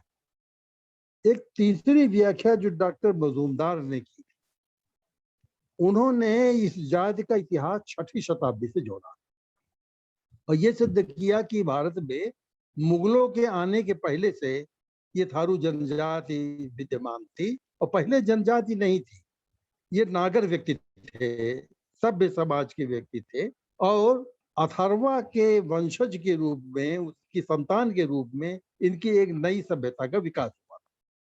तो अथर्वा से थारू बना है या दारू से थारू बना है या थार में रहने के कारण थारू बना है, इसका अंतिम निर्णय तो आज तक नहीं हो पाया। पर इतना निश्चित है कि ये एक मान्यता प्राप्त जनजाति है जो उत्तर प्रदेश के दुधवा से लेकर लखीमपुर और दुधवा का, और फिर उसके बाद नेपाल का जो मधेश क्षेत्र है, पूरी घाटी और तलहटी में, और बहुत कुछ नैनीताल में, कुमाऊं अंचल में, और बहुत कुछ बिहार में, कई क्षेत्रों में फैले हुए। उत्तर प्रदेश में इनकी संख्या 12 लाख के आसपास बताई जाती है। और चूंकि अब ये यायावर नहीं रहे, स्थायी रूप से बस गए हैं, शिक्षा दीक्षा प्राप्त कर रहे हैं, नौकरियों में भी आ रहे हैं, तो अब सभ्य समाज में इनका बहुत बड़ा वर्ग शामिल हो गया है। अब वो प्रिमिटिव नहीं कहे जाते। इसीलिए यादव जी जो चिंता प्रकट कर रहे थे कि इनका अलग आयोग क्यों नहीं बन रहा, दरअसल कम संख्या होने के कारण और वो भी विरूपण होने या परिवर्तन हो जाने के कारण अब वो उतनी चिंता के विषय नहीं रहे। एक बात ये भी कही जाती है कि जहाँ थारू रहते हैं उस अंचल का नाम होता है थरवट, तो थरवट और थारू उसी के साथ जोड़ लिया गया है। और इनकी बोली का नाम होता है थारुई। इस थारुई बोली में उत्तर भारत की कई बोलियों का सम्मिश्रण। भोजपुरी वाले तो थारू को अपनी ही विभाषा मानते हैं और अवधी वाले भी मानते हैं। खासतौर से डंगवे पुराण को लेकर के बहुत दिनों तक बहस चली कि अवधी की कृति है या थारू की कृति है।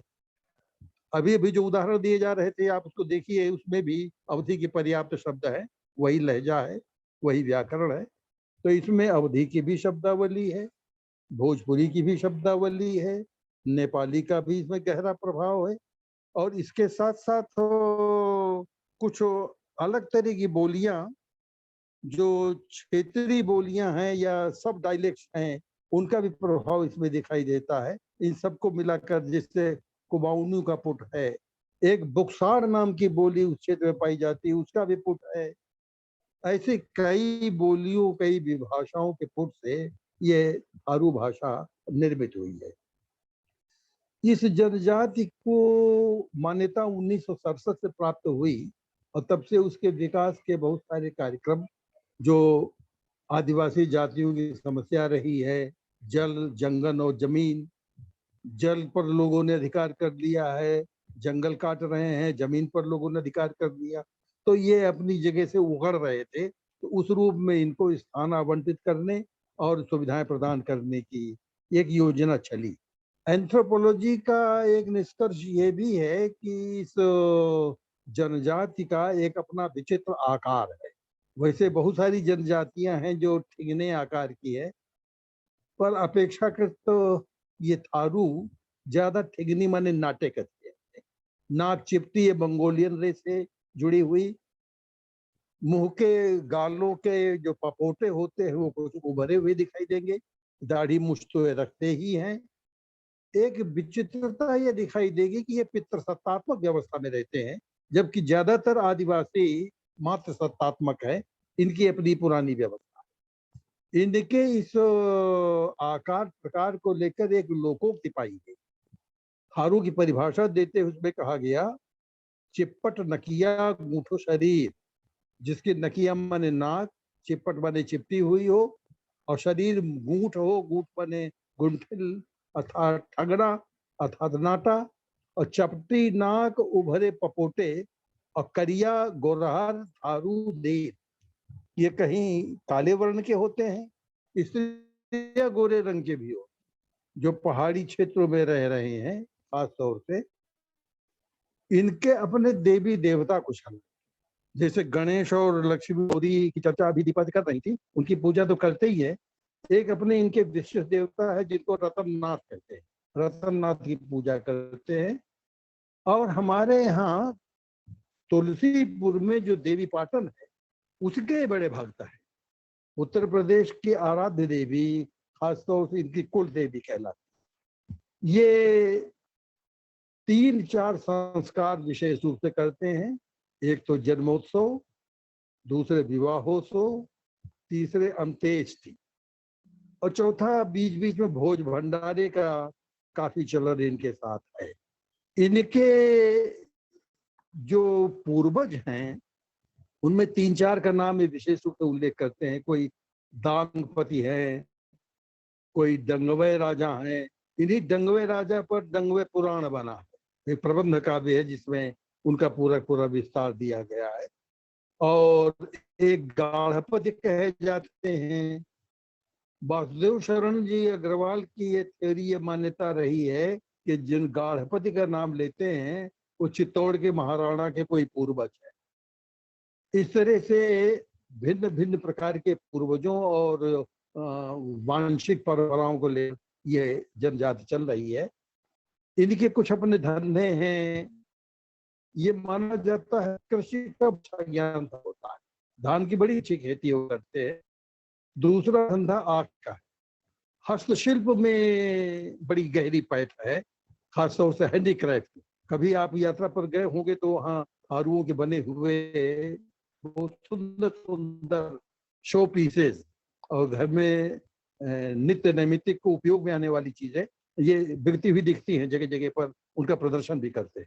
समस्या इनकी है अशिक्षा, समस्या है निर्धनता, समस्या है अंधविश्वास।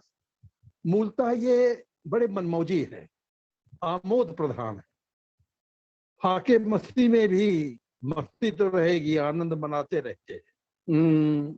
प्रायः शाकाहारी है और जैसा मैंने आरंभ में कहा कि मदिरा का अति सेवन। लेकिन एक विचित्रता है कि स्त्रियां इनकी दैनिक जीवन में मदिरा नहीं पीती, केवल खास व्रतोत्सव में, पूजा पाठ में प्रसाद के रूप में ग्रहण करती हैं। इस समाज में स्त्रियां अपेक्षाकृत ज्यादा सक्रिय हैं और कह लीजिए घर की पितृसत्तात्मक होने के बावजूद घर की मालकिन वही। थारू पुरुष तो पीकर के मस्त रहता है, स्त्रियां सारा काम संभालती, खेती किसानी काम करती हैं, दूर जंगल में, घने जंगल में अकेली लकड़ी काटने जाती हैं और रात में ये मोहरा बना करके खेतों के भीतर मचान तैयार करके पशुओं से अपनी फसल की रक्षा करती है, अकेले सब काम कर देती। यूं यह जाति बड़ी शांति प्रिय है, बहुत सहिष्णु है। और जाति आदिवासियों में देखा होगा हिंसक होते हैं, आदमखोर हो जाते हैं और बड़े भयावने लगते हैं। तो वो स्थिति में नहीं रहती, संयुक्त परिवार में रहते हैं। और कुछ विशेष प्रकार की कलाएं हैं, खासतौर से संगीत, उसमें इनकी बड़ी रुचि है, नृत्य में बड़ी रुचि है। ये 8-10 प्रकार के गीत संगीत ये प्रायः अपनी दिनचर्या नित्य प्रति आपको गाते हुए मिलेंगे। दिन में जो गाते हैं उसको दिन नचवा कहते हैं, रात में जो गाते हैं उसको रत नचवा कहते हैं। उसी तरह से एक गीत होता है अधरतवा, एक होता है प्रातिरत नचवा, एक होता है कठघोरिक गीत। कठघोरिक माने लकड़ी का घोड़ा, उसको लेकर गीत गाते हैं। एक निहागरा, एक गगरा, बाल गीत भी तरह तरह के बनाते हैं। उसी तरह से पशु पक्षियों के पालन का एक व्यसन, एक शौक इनको रहता है, उसको खिस्सा कहते हैं। और ये मनुष्य के साथ साथ देवदानुओं की बड़ी पूजा करते हैं, साधुओं की बड़ी पूजा करते हैं। इनका अपना ऐतिहासिक योग है, वो भी सही है। राजा सुहेल देव ने 11वीं शती में सैयद सालार मसूद का जो वध किया था, उस पर जो आक्रमण किया था चितौरा बहराइच में, वो इतिहास प्रसिद्ध घटना है। उसमें तराई नरेश के साथ इन थारुओं का बहुत बड़ा योगदान, उनकी फौज में इन्होंने बहुत बड़ा योगदान किया है और जमकर के लड़े हैं, तो ये बहादुर जात भी रही। इन थारुओं में 2 तरह के लोग मिलते हैं, एक रंक कहलाते हैं, एक राव कहलाते हैं। जिसकी लंबी जोत होती है वो राव कहलाता है। इन्हीं के साथ साथ एक बिरादरी मिलती है बुक्सा की। उत्तर प्रदेश में ये 3 ही जनजातियां पाई जाती हैं, एक बुक्सा है, एक थारू है, एक जौनसार है। इन सब की संख्या बहुत कम हो गई है। तो ये एक स्वतंत्र व्यक्तित्व वाले या कहें अपनी मौज मस्ती वाले लोग हैं। इनमें छोटी मोटी कई जातियां, वर्ण व्यवस्था तो नहीं मानते, लेकिन जातियां उपजातियां बहुत हैं। उसमें एक जाति होती है जिसको ये घर गुरवा कहते हैं। घर गुरवा माने एक तरह से पुरोहित, उसको ये थरु बभना भी बोलते हैं। थारुओं के जो ब्राह्मण है, थरु बभना। ऐसे ही कुम्हार का जो धंधा करता है, मिट्टी का पात्र बनाने वाला, वो थरु कुम्हारा कहलाता है। जो दूध का व्यापार करता है, पशुओं की डेयरी चलाता है, उसको दहीत कहते हैं। कुछ इसमें कठेरिया होते हैं, मोरंगिया, राजहटिया, चितबनिया, लालपुरिया, ऐसे बहुत सारी कुल मिलाकर 73 जातियां बताई जाती। कुछ थारू ऐसे होते हैं जो जोगी वेश धारण कर लेते हैं, और वे पूर्ण रूप से शाकाहारी होते हैं। बाकी मांसाहारी होंगे, हुक्के का बड़ा व्यसन उनके बीच होगा और मदिरापान तो है ही, लेकिन कुछ इसमें जोगी रूप धारण कर लेते हैं, साधु महात्मा हो जाते हैं। अब आवश्यकता यही है कि इधर उधर बिखरे हुए थारू जनजाति के जो वर्ग हैं उनको कौशल विकास से जोड़ा जाए, उनके जो हस्तशिल्प है इसको और ज्यादा उन्नत किया जाए, उन्हें समाज में और आगे बढ़ने के लिए उच्चतर शिक्षा, उच्चतर पद, उसके लिए आरक्षण भी करना होगा, प्रोत्साहन भी देना होगा। ऐसे तमाम सारे संस्कार अभी दीपा जी जो चित्र दिखा रही थी उसमें देखिए करवा चौथ है, वे मनाते हैं, उसमें राजपूती प्रभाव ज्यादा दिखाई दे रहा है, राजस्थान का असर उसकी कलाओं का। जिसे राजस्थान में गणगौर नाम का एक त्योहार होता है, तो गणगौर की चित्रकला इस चित्रकला में पूरी तरह से प्रतिबिंबित हो रही। ऐसे ही देवी के गीत, मातृ देवी मैहर के गीतों का जो उन्होंने वर्णन किया, तमाम तरह के प्रतीक जो वो लेते हैं, तो इन सब में आपके सनातन धर्म से बड़ा साम्य दिखाई देता है। कहीं कोई अलग संस्कृति, बिल्कुल भिन्न संस्कृति नहीं है और इनको कदाचित किसी तरह से भी असभ्य या अर्धसभ्य नहीं कहा जा सकता। ये तो परिस्थिति की विडंबना है कि उन्हें ऊपर उठने का या अच्छी शिक्षा प्राप्त करने का, प्रतियोगिताओं में पूरी तरह सम्मिलित हो पाने का अवसर नहीं मिला। उनमें क्षमता है और जिस तरह की विकास योजनाएं चल रही हैं, मुझे पूरा विश्वास है कि बहुत जल्दी वे समकक्ष आएंगे। इस रूप में जो थारुओं की संस्कृति है, उनका जो इतिहास है, वो विचारणीय है। आपने ये सत्र आयोजित करके बहुत सारी जानकारी दी, मैं अपनी ओर से आपके प्रति आभार प्रकट करता हूँ।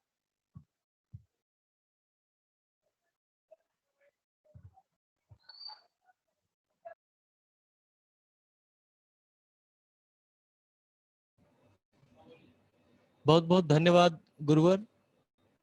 और इसी के साथ आज के इस वेबिनार का औपचारिक समापन करने के लिए मैं संस्थान के निदेशक श्री विनय श्रीवास्तव जी को आमंत्रित करता हूं।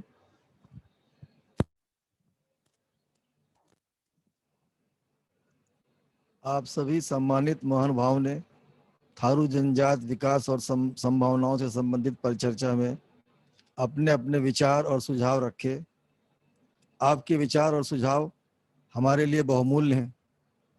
इन विचारों और सुझावों पर विचार करते हुए यथासंभव इन्हें क्रियान्वित किए जाने का प्रयास किया जाएगा।